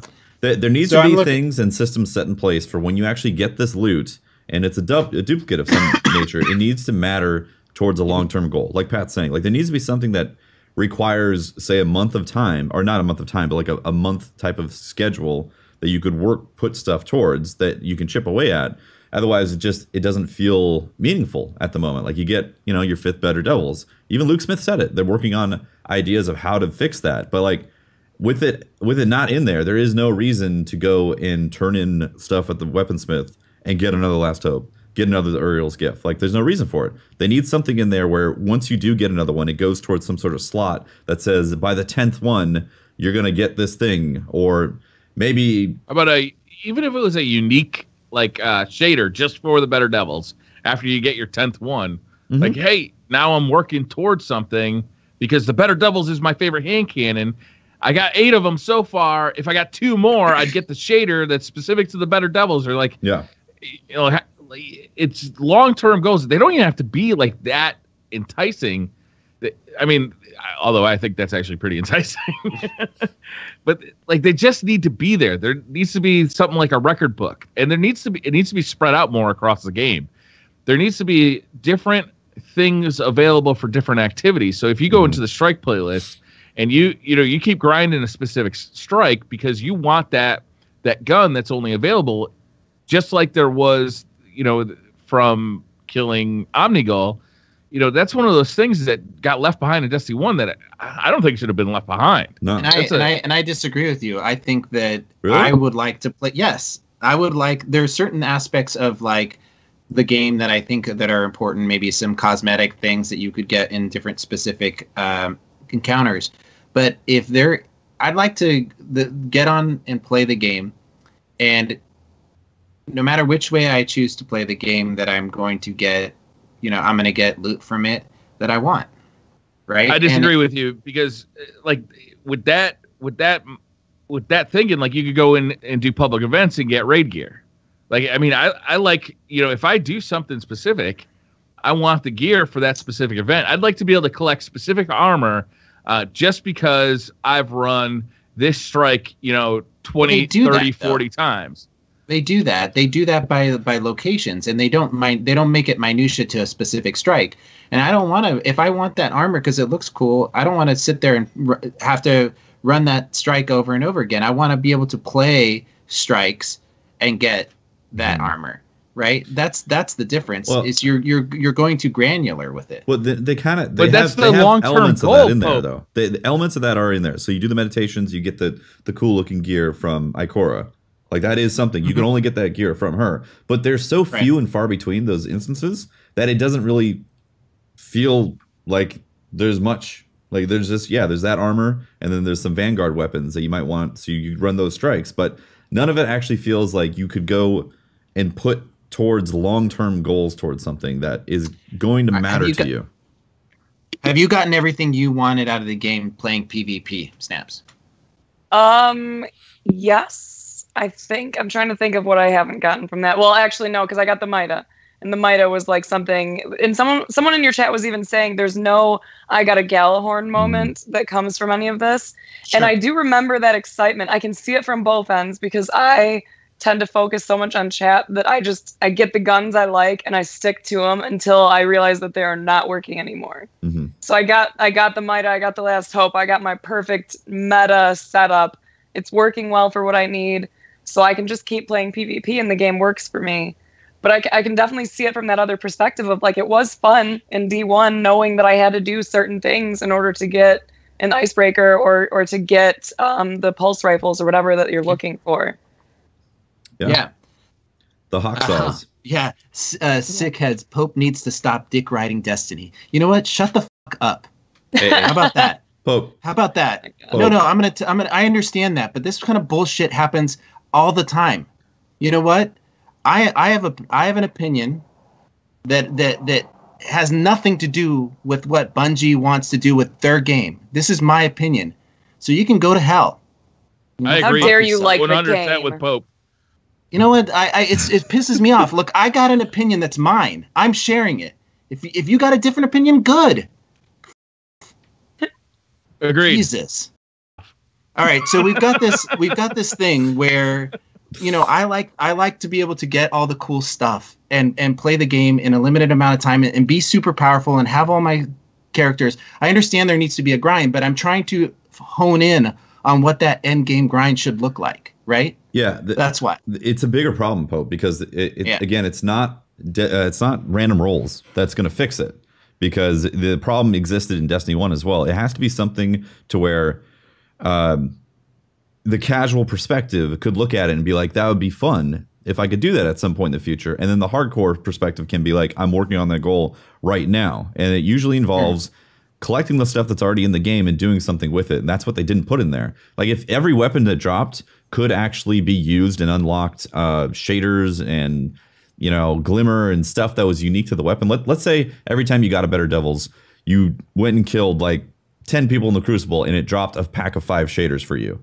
But it was just exclusive to that one time for the gun. That means every time you got a Better Devils, you'd be like, oh, I could go get some more shaders out of that. And then maybe collect 10 of those Better Devils and do something with it. It makes your original Better Devil better in some way, or unlock some sort of unique thing about it. A kinetic mod. Yeah. Like, what if you a kinetic mod? The 5th one you got, unlock the kinetic mod. That's interesting. Exactly. I like that. It's not that like it's not that the mechanics of the game are not fun, because they're clearly fun and we enjoy them, and the ride up to 265 was amazing, but it's the long-term goals for people to want to put time into it beyond just PvP or That grinding makes sense to strikes needs to be there. like that. Those systems need to show up, but they're complex. Like, we can't immediately put a thumb on and be like, oh, that's what it's missing, you know?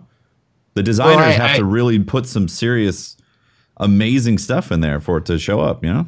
I love for you guys to not feel like you're done with the game. I would love that.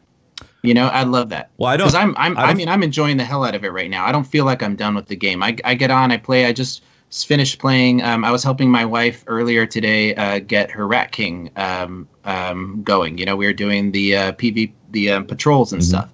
You know, that's where the casual player is, and I think that's fun. Right, that the game is still fun for me, but you're right. We got to find a way of making it still fun for the hardcore player. You're right. Yeah. You know. Yeah. And it's including these things like Snaps. What do you got to do to keep you coming on to PvP every day? What do you got to get? That's the one thing that I am a little disappointed by. I'm enjoying the PvP. I like the 4v4. It's fun. I would like more playlists. And like we had this discussion in my chat a while ago. And, you know, I'm trying to think optimistically, like they're probably bringing a lot of these things back. And so someone basically was like, so you're excited for them to trickle feed us the same stuff that we already had once. Yeah. And now I'm kind of thinking of it from that perspective, like, damn, that does kind of suck. They've really limited us on what we can do with PvP. I really liked Supremacy, but I am fucking tired of playing it now. Supremacy could get deleted. One person who was like, I love Supremacy. I don't understand why you guys don't like it. And now it's all I can get.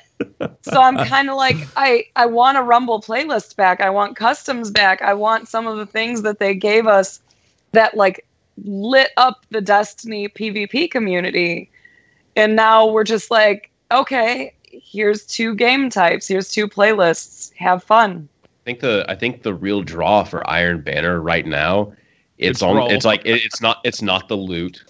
It's not like, you know, the increased competition. It's, I can go into this playlist and play Control, and I'm not going to play Supremacy. Yes. It's so nice. That is honestly the draw for me. Is I can go in there and not just be.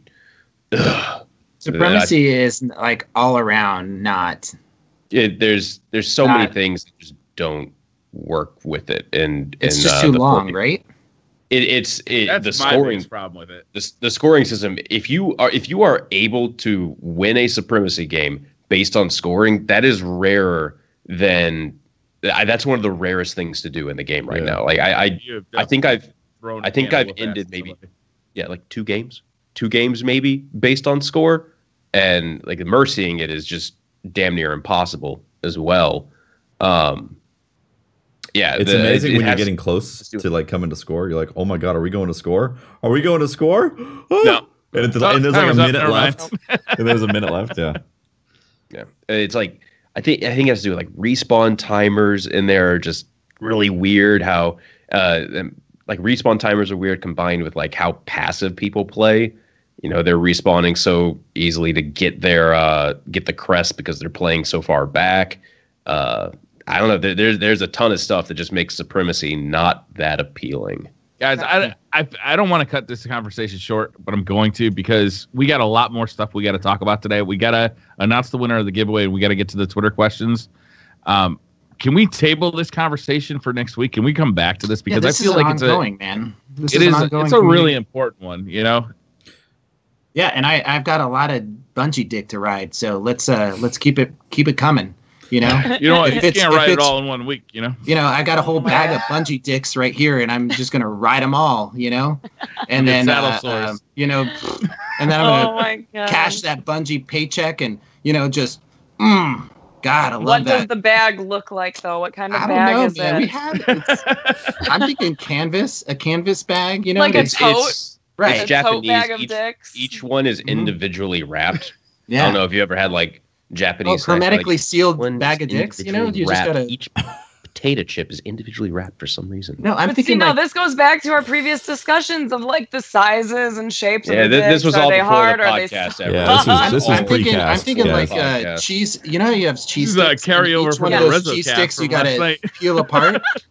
You're That's what it is. picturing them like Yes. it. Oh, like string Cheese cheese, sticks? packages, Yeah. like Each 6 dick- of them in a row. Yeah, and you have to rip each dick off. Mhm.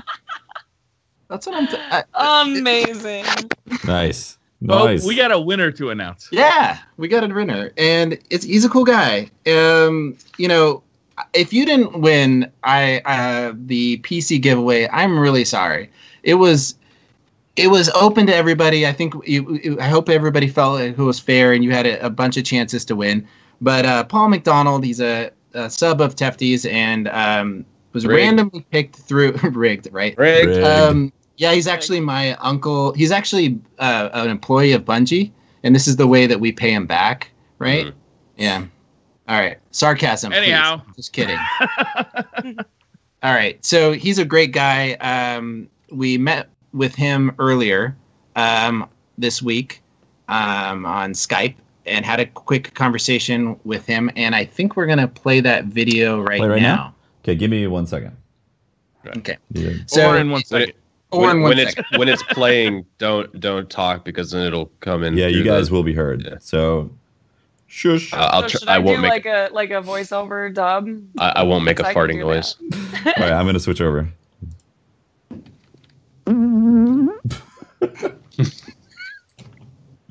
Oh my gosh. All right, I'm playing it, guys.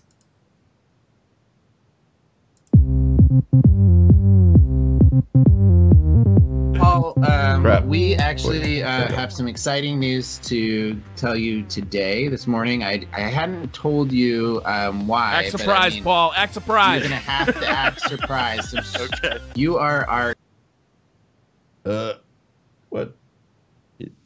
Sorry, guys. You okay? You okay there? I don't know what's going on. I can't not. It's buffering. Hold on, guys.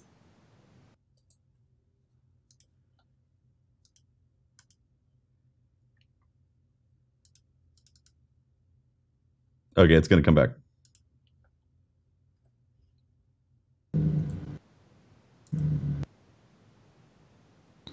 Is it not going? What the hell? Error occurred. Please try again.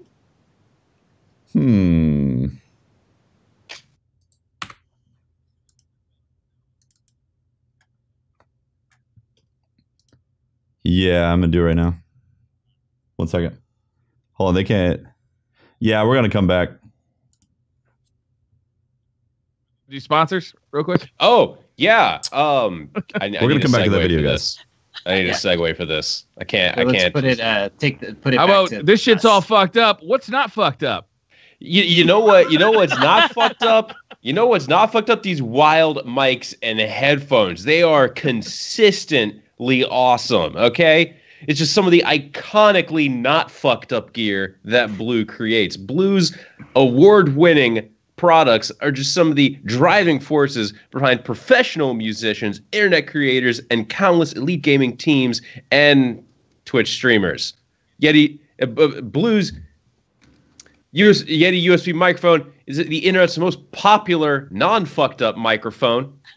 You know, they probably don't appreciate me saying fucked up in every facet of this sponsorship message. No one clip this. And their Sadie and Lola headphones deliver insane sound and a very personalized fit. If you want to find out more about Blue, you can learn much more at bluemic.com. I think if you give that ad read another year, you'll really nail it. Yeah, You're really gonna get it. getting close. I'm One of these worried days, to man. introduce a No. Scuf I'm one. trying to evolve the ad read, guys.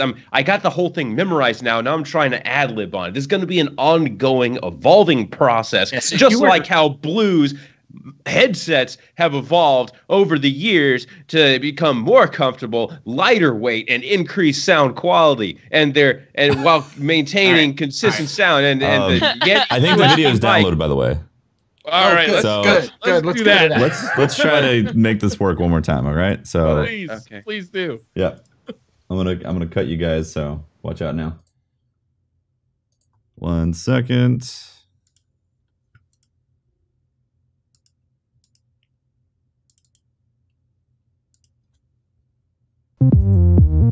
Paul, we actually have some exciting news to tell you today, this morning. I hadn't told you why. Act surprised, Paul. Act surprised. You're going to have to act surprised. Okay. You are our grand prize winner of the computer and that copy of Destiny 2 stuff. You get to go onto their website and pick whatever one you want, and they'll send it to you. Razer has given us all the D2, mouse and keyboard and headphones, and On Air PC has put together a custom Destiny community podcast themed PC. Like, we're talking like the monitor, the tower. It's a Destiny community podcast themed PC. So once you get it, awesome. If you don't send me pictures on Twitter, I'm going to be very upset. We are going to announce today that we are going to be doing this same giveaway for every one of the DLCs. We're really thankful to our sponsors, On Air PC, putting together a Destiny community podcast themed PC. It's more than just building the PC, but actually picking the right components, the right colors, and he's even getting like a decal put together to put on the side window that has the Destiny community podcast logo. He's really putting a lot of work and effort into this thing. We're really appreciative of On Air PC. Also, Scuf putting up a brand new Scuf controller that you can customize yourself, and obviously Razer with a whole bunch of peripherals. We got a headset, keyboard, mouse mat. Like, there's just a ton of peripherals that are coming with this thing. So it's really going to be ready to go and play with out of the box. So thank you to all our sponsors. That stuff. Still don't believe it 100%, but no, this is going to be awesome. And just keep pumping out the quality content. I love your guys' podcast, even back when it was Planet Destiny. So, but congratulations, Paul. You are our big winner. Can we get a surprised face? It's just, what is it? There it is. There, that's the thunder.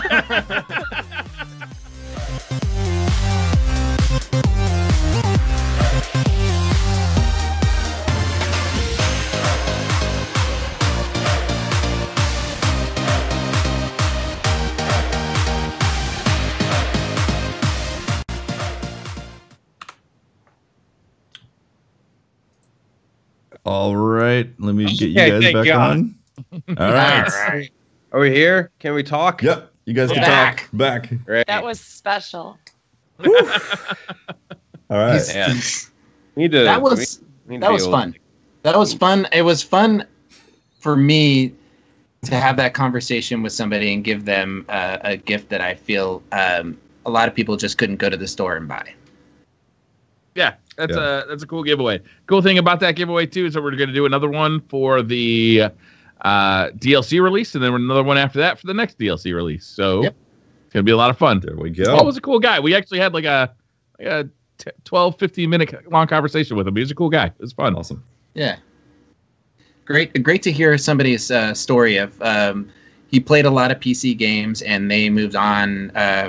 He was wanting to get the PC so he could go play with a group of friends that he had lost touch with, and that they were going to be coming back to playing Destiny. They were going to play Destiny on PC, and he was going to now have a computer that he could play with them. It was a really cool story. It's touching. Cool. You guys want to do some Twitter questions? Let's do it. Please. All right. I love Twitter. Twitter.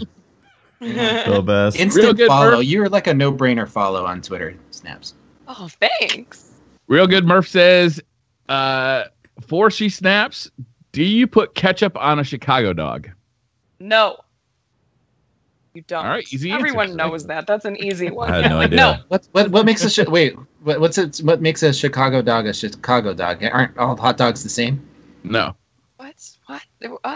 I mean, No. I'm just confused. I mean, a hot dog's a hot dog, right? It's all about the preparation. It's what they put on it, and it's God, I can't even remember it. It's mustard, sport peppers, relish, cheese. It's a bunch of stuff, but no ketchup. No ketchup. Wow. No, it's a whole mess of delicious shit. All You can't even see the hot dog. No, you definitely can't. There's no wiener showing. It's just straight toppings. Well, if there's no wiener showing, I'm not into it. This wiener is safe for Twitch.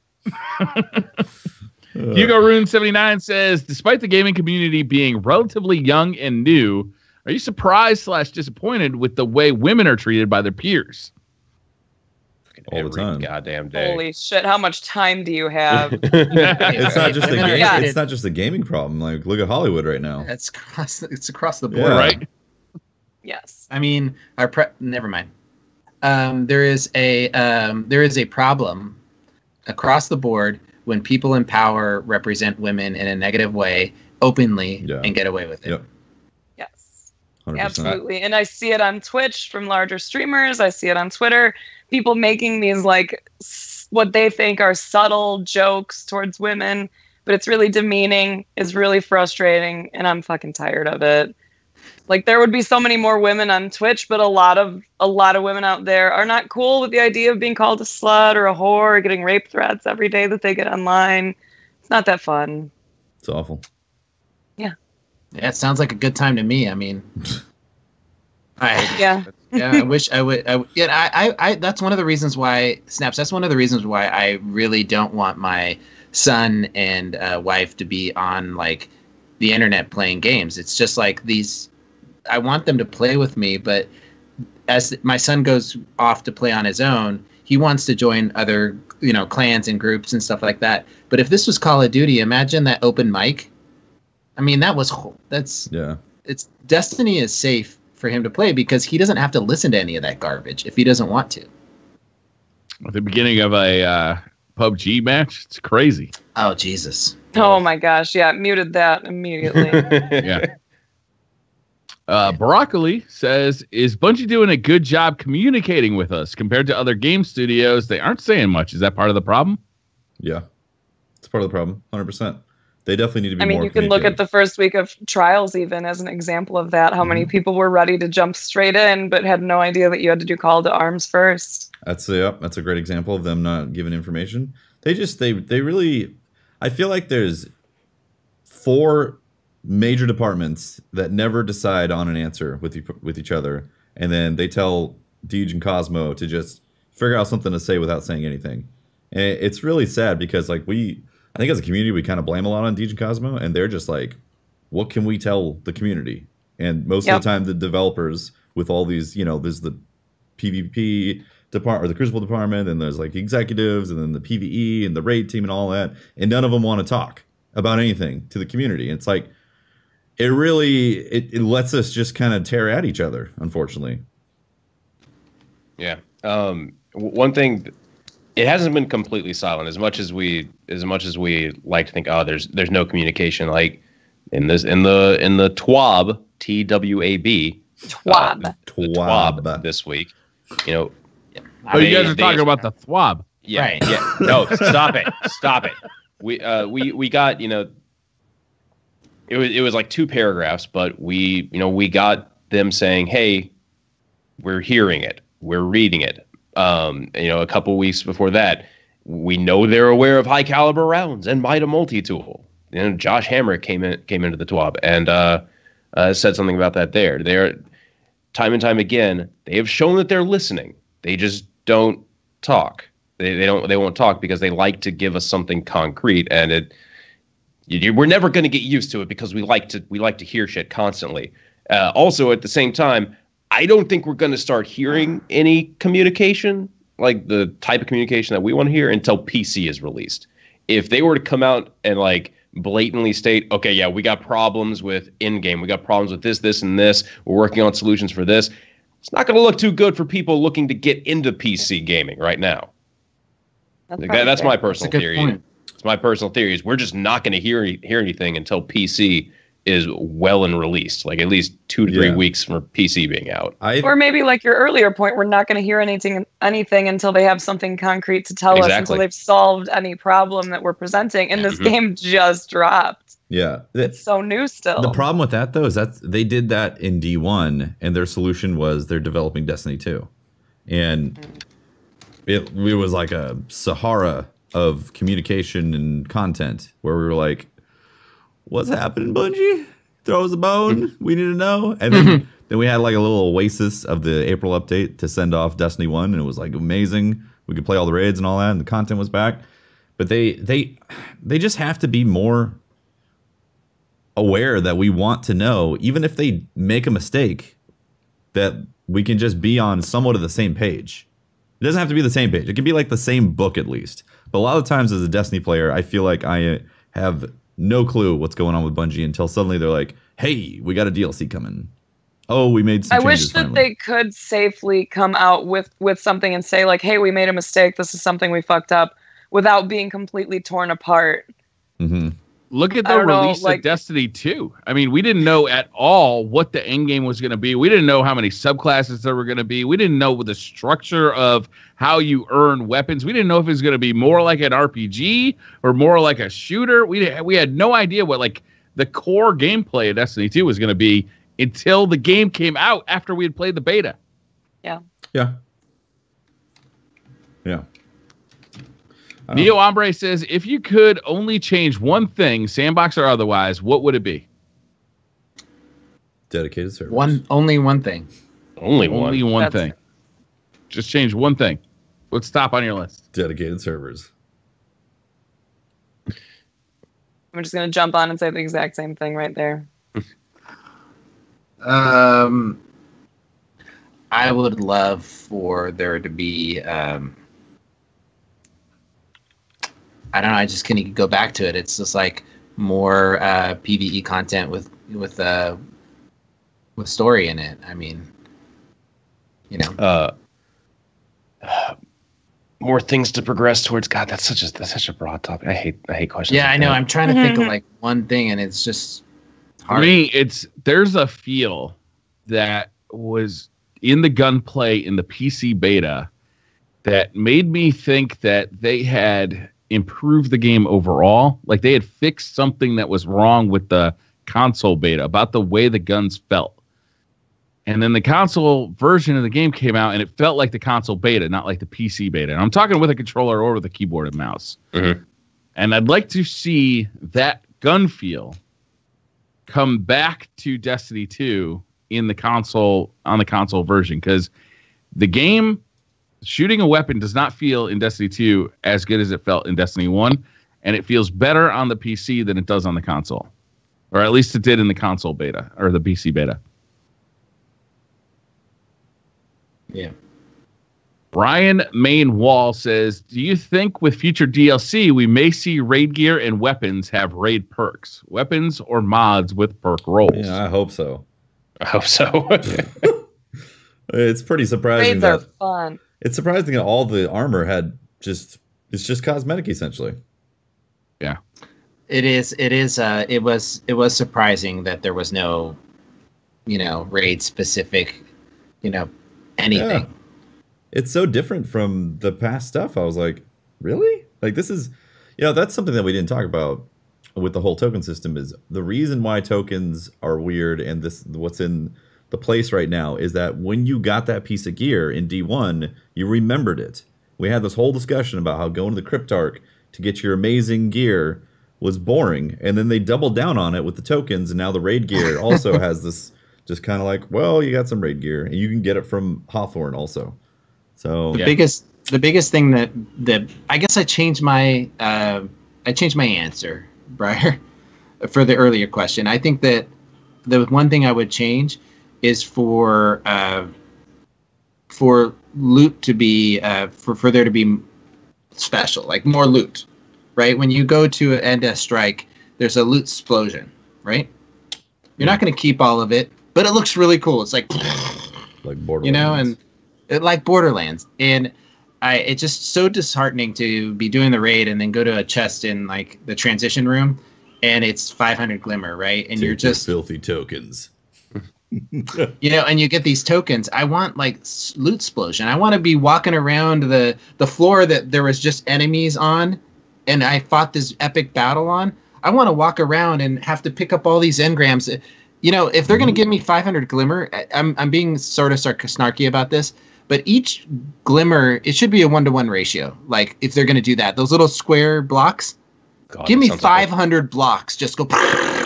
I'm down. You know, all over the floor. That'd look awesome. awesome. Just give me something that I feel like it's cool and meaningful. I like seeing the chunks of glimmer pop out of the public event chest. Yeah, give me that. Yeah. Give me that. Lots of that. I want. That's like with Destiny 1 when they changed the lighthouse into a social space and you didn't get to open the chest anymore. Yeah. It was just always open and everyone was just like, no, I came here with the sole purpose of being the one from my fire team to open this and see everything come popping out. Yep. You know, Destiny 2 was delayed for a year, right? But it still doesn't feel finished. Like the loot progression system doesn't feel finished. It seems like they came up with an idea and they just used it across the board. It doesn't matter if you're running public events or Iron Banner or the Raid or Trials of Osiris. The loot system feels the same for everything. You know, so you get these tokens and then you go turn in these tokens with an NPC and you hope you got something. I don't remember killing Callus and getting this amazing sword. I don't remember, beating this team 5-4 in this amazing game of Trials and getting the prosecutor. I got the prosecutor from a token. I got the raid sword from a token. I get everything from a token. I turned in a bunch of tokens and it's just kind of boring. I'm not, when Jason Schreier writes an article about how the troubled development of Destiny 2, I'm not going to be one bit surprised. I think that I don't necessarily think that it has to do with any sort of issue like that. I mean, maybe it does. I'm not saying, but I think what's more realistic is they missed the mark on how that feels as a player.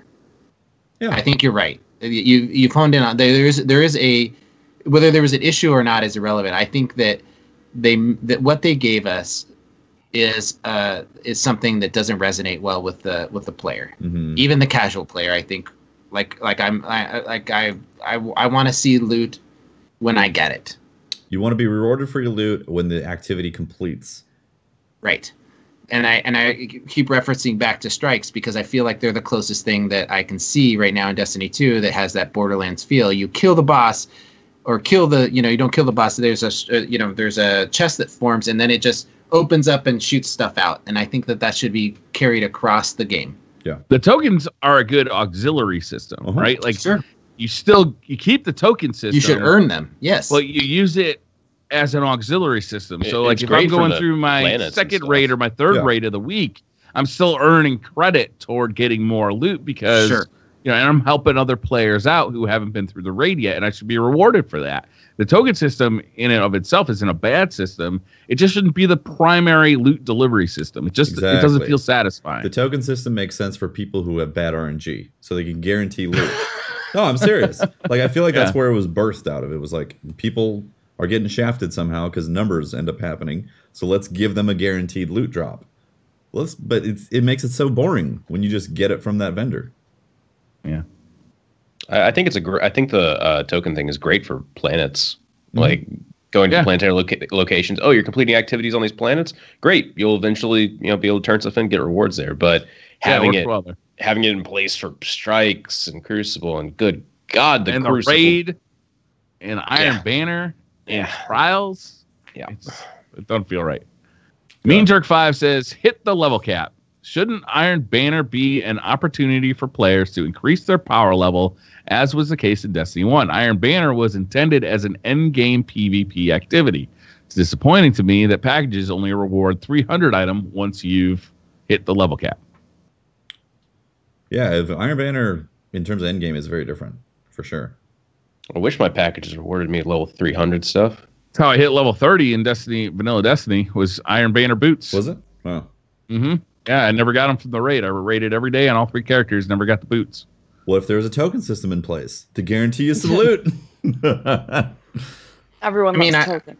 I like that you can move them around between the characters, but there's a problem with that, and you guys are talking about the end game stuff, is that if you just open it up with your Hunter and you ran the raid on your Titan, you lose track of how you won, how you got that gear. Exactly.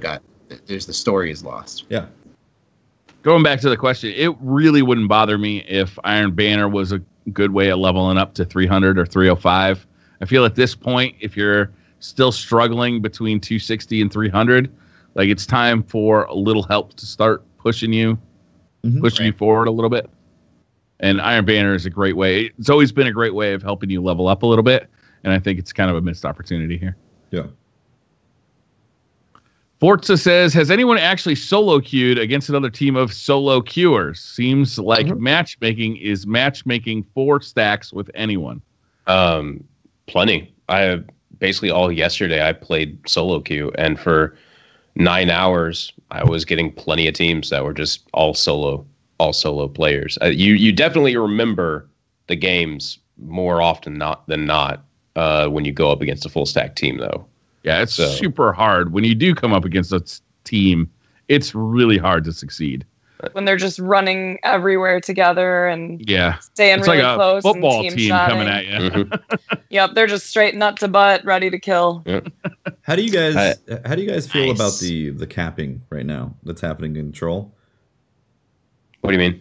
Do you feel like it's a little too quick? Because so if you're going up against a team and they're coordinated as well, and you're talking back and forth, you'll end up playing this chase. Be like, they capped A, they capped C, they capped A, they capped C. Let's back and forth, back and forth, back and forth.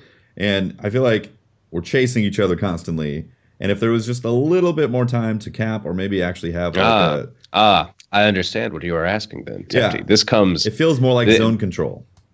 I was just about to say that. This is a very simple strategy that you have to use when going up against these players. You have to outthink them, where you can't be reactionary, where you see them starting to cap C. It's like, oh no, we have to get over C. You got to think a step ahead. Where, oh, they're capping this now, we're capping this. That means they're going to go here, so we're going to go to a different place. Yeah. Okay. Yeah, like that's how you got to start thinking. I feel like the quick caps also it splits players up a little bit more. Like it keeps players running in like teams of twos, or even just having like one solo player like trying to go back and get C that you just capped, and you can sit there and wait for them knowing that they're coming back and get a quick kill that way, because it seems to split them up more than in other game modes, and because it's so fast, I feel like it does it pretty often.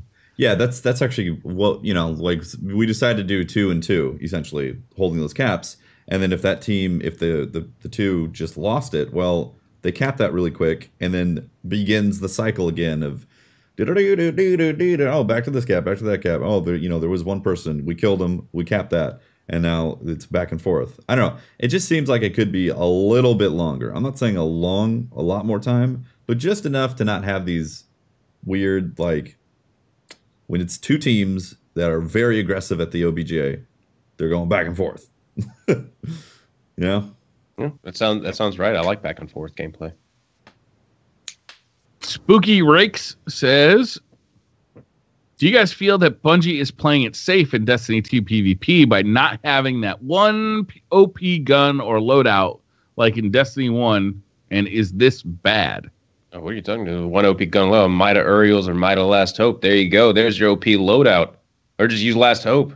Has a 0.7 time to kill compared to everything else. That's all you got to do. Just run around with Last Hope, and you're good. Can confirm Last Hope crutch. Love it. Yeah, I love it. It's nice. I love the gun. If you want to feel like you're playing Destiny 1 and Destiny 2, put Last Hope on, and there you go. It's literally a sidearm. You should be used to using it. Go Faster New says, for the love of Pete, can we have one Iron Banner not be laggy? Which lag do you prefer, Destiny 1 or Destiny 2? I like Destiny 2's lag. I feel like it's more like a warm blanket, and Destiny 1's lag was like one of those quilted blankets that had all the holes in it that your grandma gives you, and you're like, it's not really warm, so why am I wearing it?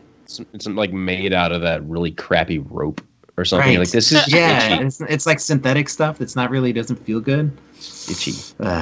Well, in Destiny 1 they showed you all the connections, so then you could see your connection to someone else is bad with the red bar. In this one, they just give you the connection. I'm assuming it's to the server that runs the physics host.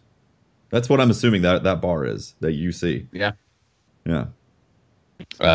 I wish we could have connection bars so I can inspect it and then see, oh, this person's laggy. Now I know if I see that person to not overinvest time into this engagement. I feel like one fight tells you that right now. Like, oh, they ate half my magazine. I'm just going to go this way. They have my magazine. Oh, who was that again? I died. A kill feed's gone by. I don't remember who I died to. Okay, I wish I could just look at the connection bars so I could see. Solid Poncho says, just got my brand new PC set up for Destiny 2 launch, and I'm a total noob at keyboard and mouse. Any good tips for somebody who is brand new? We've answered this question before, but I thought it was okay to revisit again just because PC launch is 12 days away. For your mouse, traditionally having a lower the sensitivity, so make that number low, so you have to move your mouse a lot more. You will get basically a 1-to-1 movement where you move.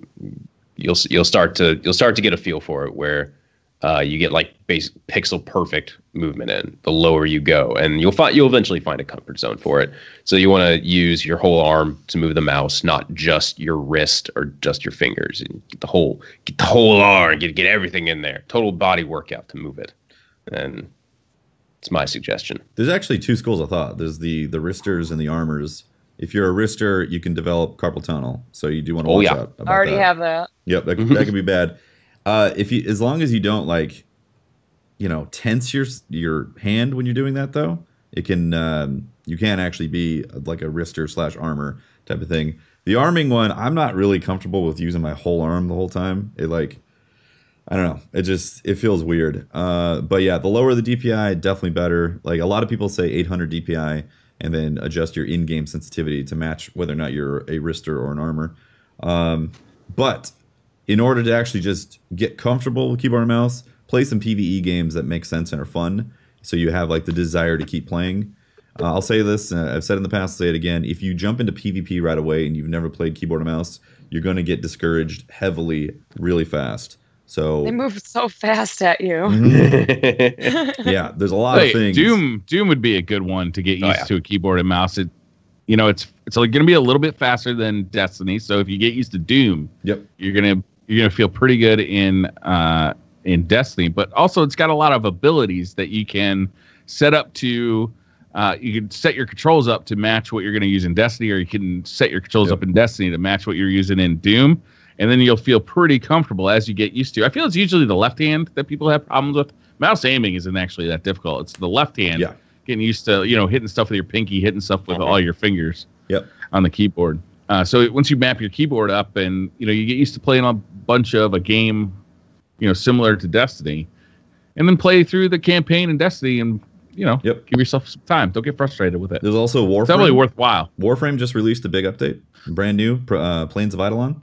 And you can use keyboard and mouse on that today, right? Today, it dropped literally today, and it can it can use keyboard and mouse, so you can get used to aiming and moving around with that. And the movement is lightning speed in comparison to Destiny. So if you get used to Warframe movement, which is also a very grindy game, you can then come back to Destiny and feel like really at home. Honestly.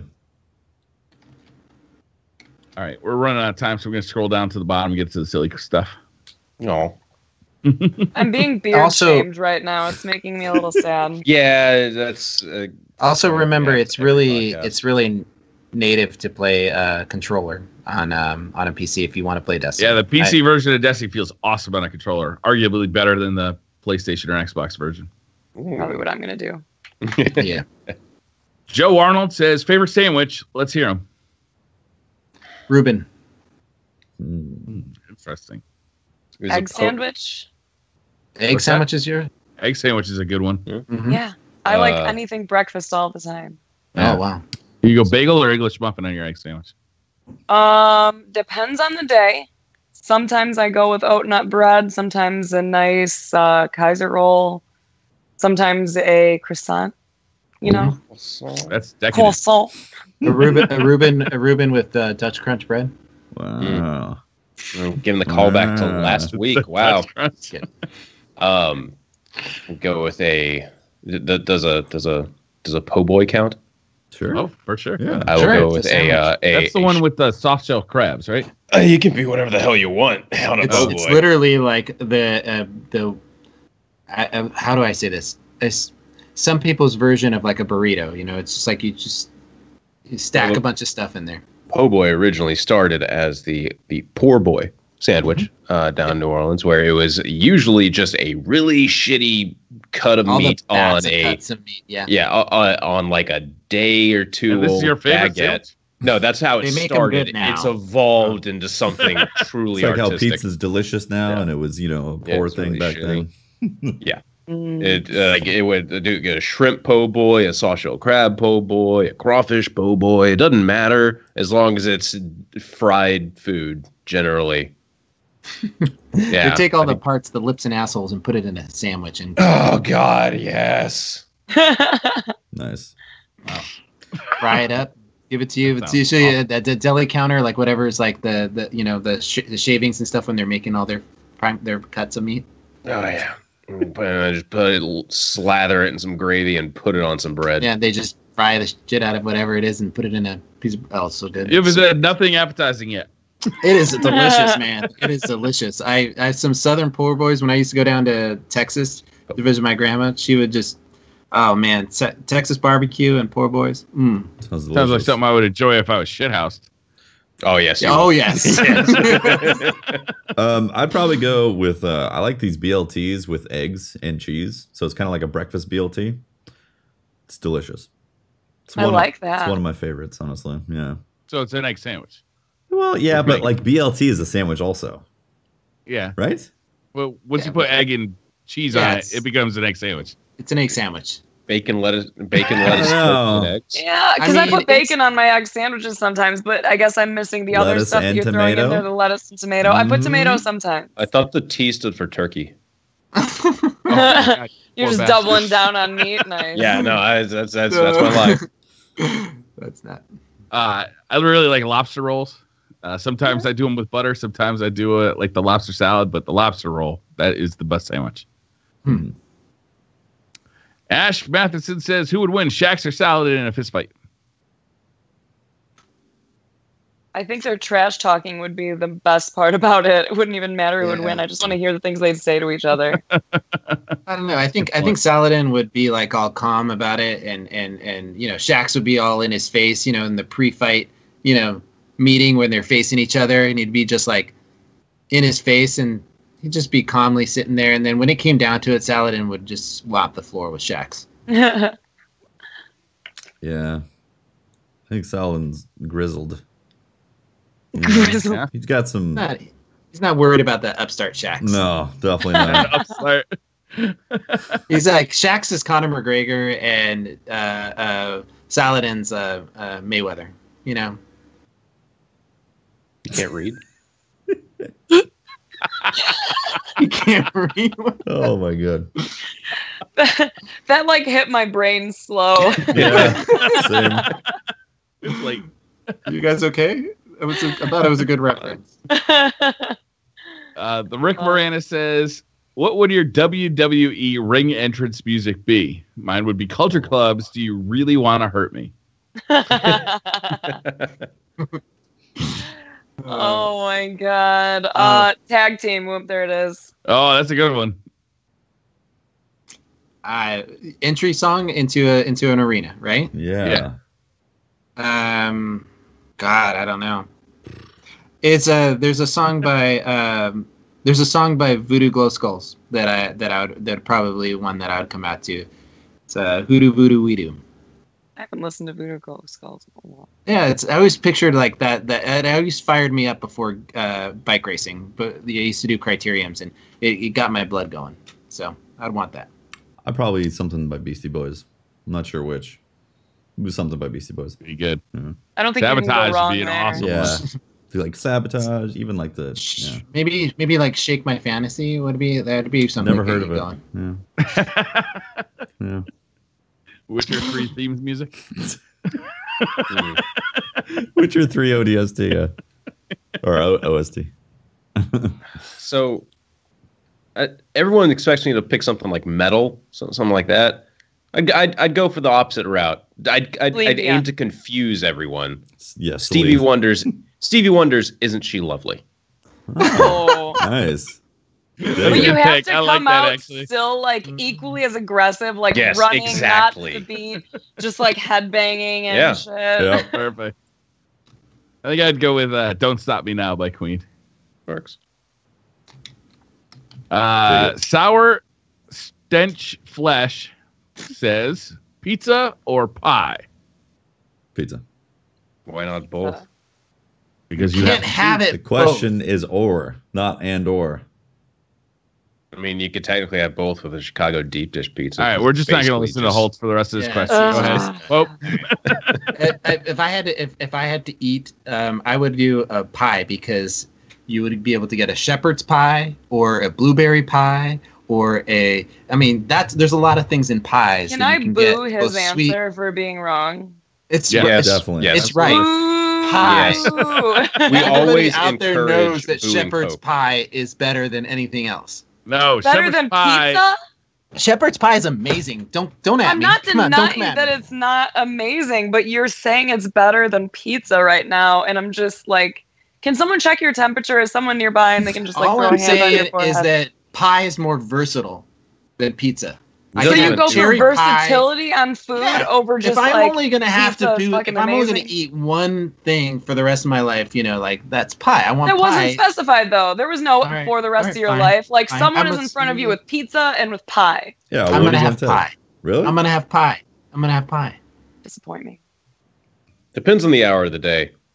If it's the first 20 hours that I'm up, pizza. If it's the last 4 hours I'm up, pizza. Pie. Yeah, pizza sounds more convenient. Always. I'm sorry. Let's SheSnaps go with maybe cold pizza objectively followed correct by here. pizza. Yeah, let's. Obviously, you guys have never had shepherd's pie before. I have. It's delicious, but and that's why I disagree with you. I'm just trying to answer something different, man. I grew up on pizza. I love pizza. I could eat it every single day. Oh, now we're backpedaling. I see. Oh, no, I'm not a fan of backpedaling. pizza. I'm just saying. I made the smart choice, and you guys can't take it. There's no coming back from your anti-pizza stance. Yeah, man. So you're outed. Answer from your heart. If it's pizza with Canadian bacon and pineapple, maybe I would consider that over shepherd's pie. That does sound delicious. I love me some. If I had a Hawaiian pizza, I would take that over shepherd's pie. You're right. So, it is pizza. Yeah, it's pizza. Tito says, do you think streamers should focus more time on other games if they aren't feeling Destiny 2? Some just don't look happy when playing. I mean, if you're not enjoying Destiny, some people just don't look happy no matter what, though. Like, I have resting bitch face. Come on, Holtz. Yeah, you can't help it. Yeah, that is a big like. If you're watching somebody play PvP, don't expect them to be like just beaming the whole time when they're playing. Like, if you're focusing on the game, you're not going to be like, oh my god, I just died. Oh. I'm trying to do amazing ninja shit here. I have to be focused on the game. I can't chat too much. Ninja shit. No shit. chat. Ninja shit. Got it. Yeah. But if you are genuinely not enjoying the game, don't suffer through it. Your chat will probably like it more if they see you having fun. 100%. That is absolutely the case. Yeah. Agreed. Yeet says, what kind of influence does music play in all your lives? I know in mine, it's second to none. Also, favorite genre. We're going to skip the favorite genre thing. But what influence does music play in all your lives? That's a Tefty, big not much, huh? Pretty minimal, I'd say. As a music producer, huh? Don't like it? Hate music? It's rough. It's rough out here. Especially owning production equipment. Super rough, Not using it. Playing guitar. Oh, I use it. But playing guitars and, having instruments. Super rough. For me, it feels like there's always a soundtrack going on in my head in my life as I move around. I feel like there's always music going on, and I'll hear something, a sound of a car horn or something, and it kicks off a song in my head, and you start singing it out loud. To me, music is a huge part of how I feel. If I want to change a mood, I'm in. I have something that plays music in every room in the house, and just jumping on. I love Spotify for that reason. plug in any kind. I listen to every genre of music there is, except for country. I can't stand country. New country's bad. New country. I love old country. Pop country is bad. Old pop country is just. But everything else, soundtracks, they're awesome. Yeah. Music it's uniquely capable of changing my mood like in a heartbeat. Like if I'm having a kind of a shitty day and like all of a sudden I hear a song that's like really upbeat and I really like it, like it can just change the trajectory of my day for the rest of the day. But it can go in reverse too. If I'm like having like a decent day and then I hear something that's like really sad and depressing, it can kind of send me down a little bit too. It's like it's amazing how that can work. And movies don't really do that. TV doesn't really do that. There's no other media. I guess books can do it too, but you're more invested in a book than you are into a specific song. Mm-hmm. But we have Sonos speakers in the house, which lets you basically have like a soundtrack playing in the entire house, which is really cool. But I've noticed that it's like they can switch your mood like almost immediately. It's pretty amazing. Yeah. Just like I can just be like, Alexa, I need to feel like a ninja. Awesome. What does she play for that? I'm not sure. Wu-Tang? Oh, shut up. Yeah, Wu-Tang, definitely. Wu-Tang? Okay. I agree with all of the concept of music and emotions. It helps me a lot. My name is SheSnaps. I have a tendency to once in a great while I get a little angry, just a little bit. Music helps me a lot. I tell people all the time, like if I have song requests on and I'm playing something competitive, if you try to troll me, if you put some stupid song in there, or if you put something too aggressive, stuff that I would maybe even listen to on my own, but it's just too like hype or too intense, it like builds up that part of my brain that's just like, yeah, fuck you, fuck everything, fuck everyone. I get really angry. So like I can't listen to like Montana 300. I can't listen to like heavy metal or anything and do that. I listen to like reggae and I listen to like chill stuff, or else I tilt too fast. And if I'm in a good mood, I listen to happy music. Like it's really huge for my anxiety and my anger issues. I've actually noticed that with metal as well. Sometimes if in the past I've done like 80s metal night, and I've noticed that when I'm playing PvP, I can't listen to metal because it will make me angry. And then like all the complaints will just skyrocket, and I'll be like, "Oh God, I'm just listening to myself. I can't listen. Just constantly complaining." So I find that too. On the opposite end, metal calms me. I love it. It's amazing, absolutely amazing. Yeah. I was gonna say one thing that affects daily on a like every just waking moment. So my wife, we've written and produced a lot of some music, and it's obviously in our just daily life. So no matter what, if we're going to the store or something, we just randomly start making stuff up and just singing weird stuff, harmonies, beats, and all that. Just melody comes and it's like some weird hooky melody that we're starting to sing in the car. We actually don't really listen to radio in the car that much anymore, just because like I'm always playing music on stream. So when we're out, it's like, oh, now it's just riff on some weird melody type of thing. Quiet time or yeah. Well, no, just like riff on whatever type of like musical energy that we're feeling. It's interesting. That's kind of fun. I wish I were musically talented in any way. I've been trying to learn guitar for 20 years and I still suck. Destiny 2 says, favorite obscure Halloween flick. Mine is definitely Killer Clowns from Outer Space. And we got a favorite. Is Die Hard an obscure? Oh, wait, Halloween. Halloween flick? My bad. Ginger Dead Man. I've never seen it. I'm not I have very active dreamscapes, and so even if they're cheesy, all horror movies are off. Oh, you should go see it. Okay, no, you need to just go ahead and watch Ginger Dead Man. This will change your mind on that. Nope. Because it's Gary Busey as a gingerbread man that goes around and murders people. Horrifying, no. It's so fucking ridiculous. I mean, I just have a hard time with like the concept of like scary movies. I won't do it. I mean, it does I guess it's here's the reason why.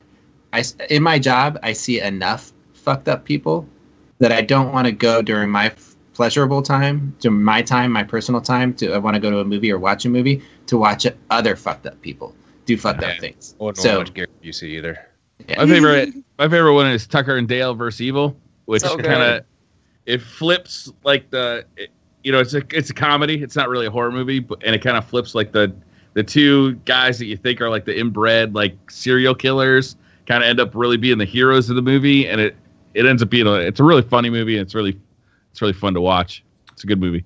Yeah, I'm on the same side with Pope. I have a very active imagination as well, and like if I'm drifting to sleep with horror film in my brain, I don't like it at all. So I tend not. So do you like ever time it where you watch something kind of fucked up and then like watch something funny after? Because that's what I do. If I watch something that's like heavy and I know it's gonna get my mind like overacting at night, I'll end it with like Portlandia or Community or something just silly funny. So I've tried that, and it's still like I'll have like the hints of like Parks and Rec or something like that, but then the looming thought of just the awful thing. So it's just this fucked up dreamscape is now polluting Parks and Rec and like ruining all of the beauty of that. Okay. So like I have to be very specific if I'm going to watch a horror film. It's got to be something that is like really must watch, something like that. So but most of the time I just avoid them.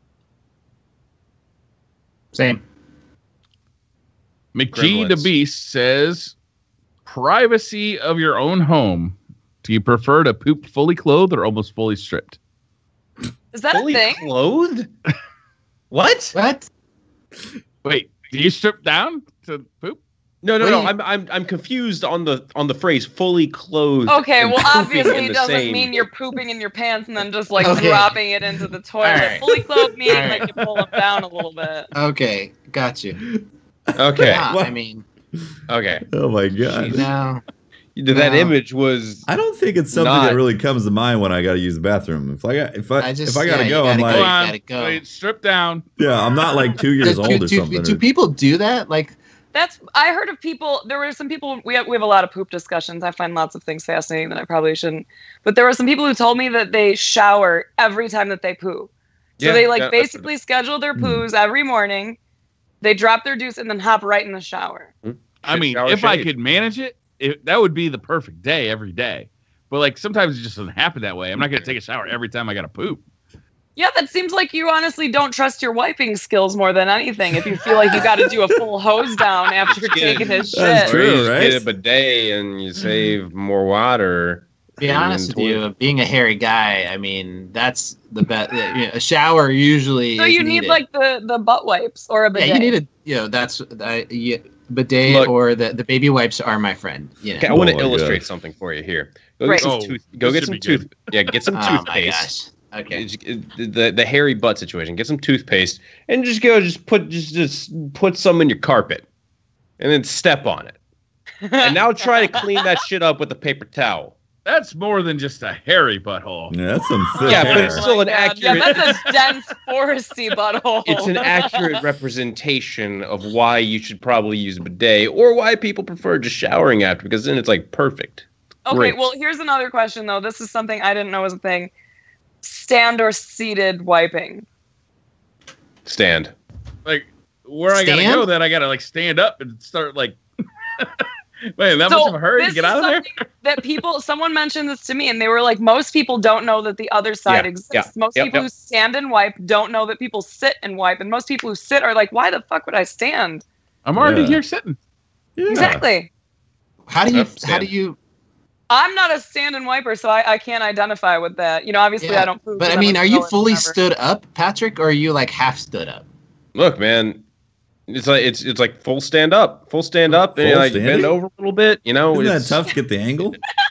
No. How do you get the angle on that? Isn't there kind of like some cheeks? Arms are flexible. I feel like there's some spreading happening, and no one. Yeah, you gotta. You grab a cheek with and the other like hand? rip it open. Am I really the only one that stands in this podcast? Yeah, man. I'm pretty sure you are. You stand this alone. Explains a lot. This explains a lot.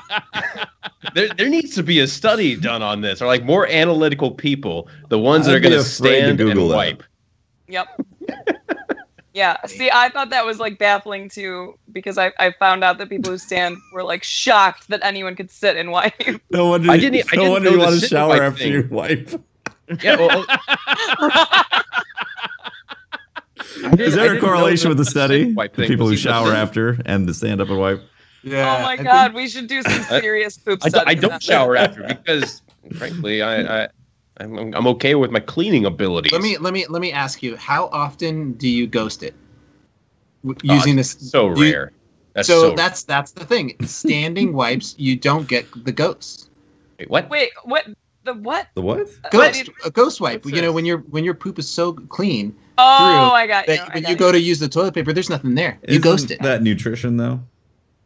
No, that just means it's not sticking to your. Maybe. Standing and I wiping feel like their that's food, you're nutrition. still gonna wipe the way. Go, wow, they're all right. I ghosted that. Boom, done. Interesting. I don't know, man. I feel like you never get a ghost wipe that way. You're still sitting when you're pooping. I'm not standing and pooping. That would be hilarious. It has no. The act of wiping has no relation. Okay, so you're not standing up and pooping over the toilet. What? I had the wrong imagery, Patrick. No. It's the wipe here. It's the wiping end game, man. Oh, yeah. Just the end game. You're not talking about the. Oh, absolutely. It's after things have been eliminated, so to speak. Then you move on to stage 2, which is decontamination. I was at a point where I was just thinking Patrick was raised by just in a weird environment that he stood in. Like, what does the bathroom look like for him? Right. This is Alabama, right? Same thing as this room, really. Just wherever. Just stand, and then he used the carpet analogy. I'm just like trying to deep in the swamp area of Alabama. One hairy pH. I like carpeted apartments because then you just lay out this one section. Like a dog, he's right. And you're just like dog, yeah. Just drag around, and then you can get Perfect. like a carpet. I'll vacuum that later. Oh my god! I'm just thinking this is the reason why he's a hunter and he's got great aim, because he grew up right trying to aim for the toilet as he shot standing up. That was actually probably legitimately due to my potty training. My dad, still a wine enthusiast, would have tons of wine corks, and so to train me to properly pee in the toilet, they would. That's brilliant. They would put out of it. Put a cork in the toilet and say "sink the submarine." Nice. Boom. Wow. Yeah. That's actually brilliant. Yeah. I did something similar with when I was potty training my son, but I just threw a Cheerio in the toilet and told him to sink it. Yeah. Probably, but you don't get drunk as often. Since we're discussing pee and poo and it's ridiculous, I don't know if you saw when we got into this Twitter conversation on this, but apparently it's a bigger thing than I knew. Has a woman ever asked you if she can pee for you? Oh, like hold your dick? Like hold it while you pee. Yes. No. This is such a common thing, and this is another one of those things where, like, if it hasn't happened to you, you never thought for a minute that it could happen. But apparently, a lot of women are very interested in what it takes to have decent aim and to pee for a dude. It's if you take a look at a men's urinal, you would assume that it is extremely hard to aim that thing. Movies make it look like it's challenging. But it's gas really stations not. Also make it look like it's challenging. Yeah. It's really not. Let's be honest. Any public restroom somehow, on the I-5 interstate. Somehow it's like all over the walls, and it's like how do you get it halfway up the wall? If you and your partner would like to actually try this, to pee for each other, I'm going to suggest shower, because at some point you're going to want to go, let's just see what happens when I start flailing it around everywhere. And it's going to be a lot easier. I wondered too, is if you let it go, does it like fireman hose around? No. But I was told it doesn't have that much pressure. No. Here's the PSI is not that at that level. Here's the thing. Most guys dress to the right. So much fun if that's what happened, though. That'd be amazing. Okay. Oh man. So most guys dress. When you go to get a suit made, they will say, "Do you dress to the right or the left?" And that's, does your junk hang left or to the right? And that's an actual question that they ask. That is an actual question. What? If you're at a proper tailor, yes, they have to cut your pants to fit the stuff on one side or the other. Mm-hmm. So when you let go, it will go to one side or the other. Mm-hmm. Oh my god! I just learned some more dick facts. This is great. And if you want to hear more dick facts, subscribe to Destiny Community Podcast on Twitter. Or you can find it on iTunes as well. And if you want to find more of me, never mind. We're not. Are we ending the show now? I think it's time. It's probably time. We got 2 hours and 30 minutes of recordings here. All right. If you want to find more of me, I am @Holtzmann_YT on Twitter, where talk about how often I have to clean my carpet. I'm Briar Rabbit. You can find me on Twitter at the Briar Rabbit. You can find me on YouTube or Twitch. Just look for Briar Rabbit. I'm Tefty Teft. You can talk to me at Teft on Twitter. Catch my streams, twitch.tv/TeftyTeft, usually 6 p.m. Pacific time start time, or around there, and then my YouTube channel as well, Tefty Teft. Snaps. Oh, I was waiting for you to go. I was like, I think I'm last in this one. Nope. SheSnaps on Twitch. Everything else, all my other social media is SheSnaps Gaming. But you probably should just follow me on Twitter because that's where I'm the most awesome. And watch your streams because you're awesome there too. Absolutely. All right, and this has been Pope Bear. You can follow me on Twitter at Pope Bear, and make sure to follow our podcast Twitter at DestinyCompod. We and set it up to get notifications because we tweet out all the stuff that's going on in with the podcast. And just make sure that you guys stay tuned. We have some really great guests lined up this month. We've got Slayer Age coming up next week. I'm sorry. And he's going to be talking to us all about the prestige mode raid. He's obviously going to be trying to get world's first there. We'll probably beat him, to be honest with you. I mean, totally. Our team is just, but whatever. We'll bring him on the show next week and we'll teach him a few things about the raid. I mean, it's all right. And we've got the launch happening on the 24th, and we've got a special guest lined up for the 26th. I'm not going to announce it yet. I want it to be a surprise, so make sure you stick around for the next 2 weeks. We have an awesome lineup. Awesome. Yep. Well, thank you all for watching. Tune in next week. Bye-bye now. Bye. YouTube, please don't. Please.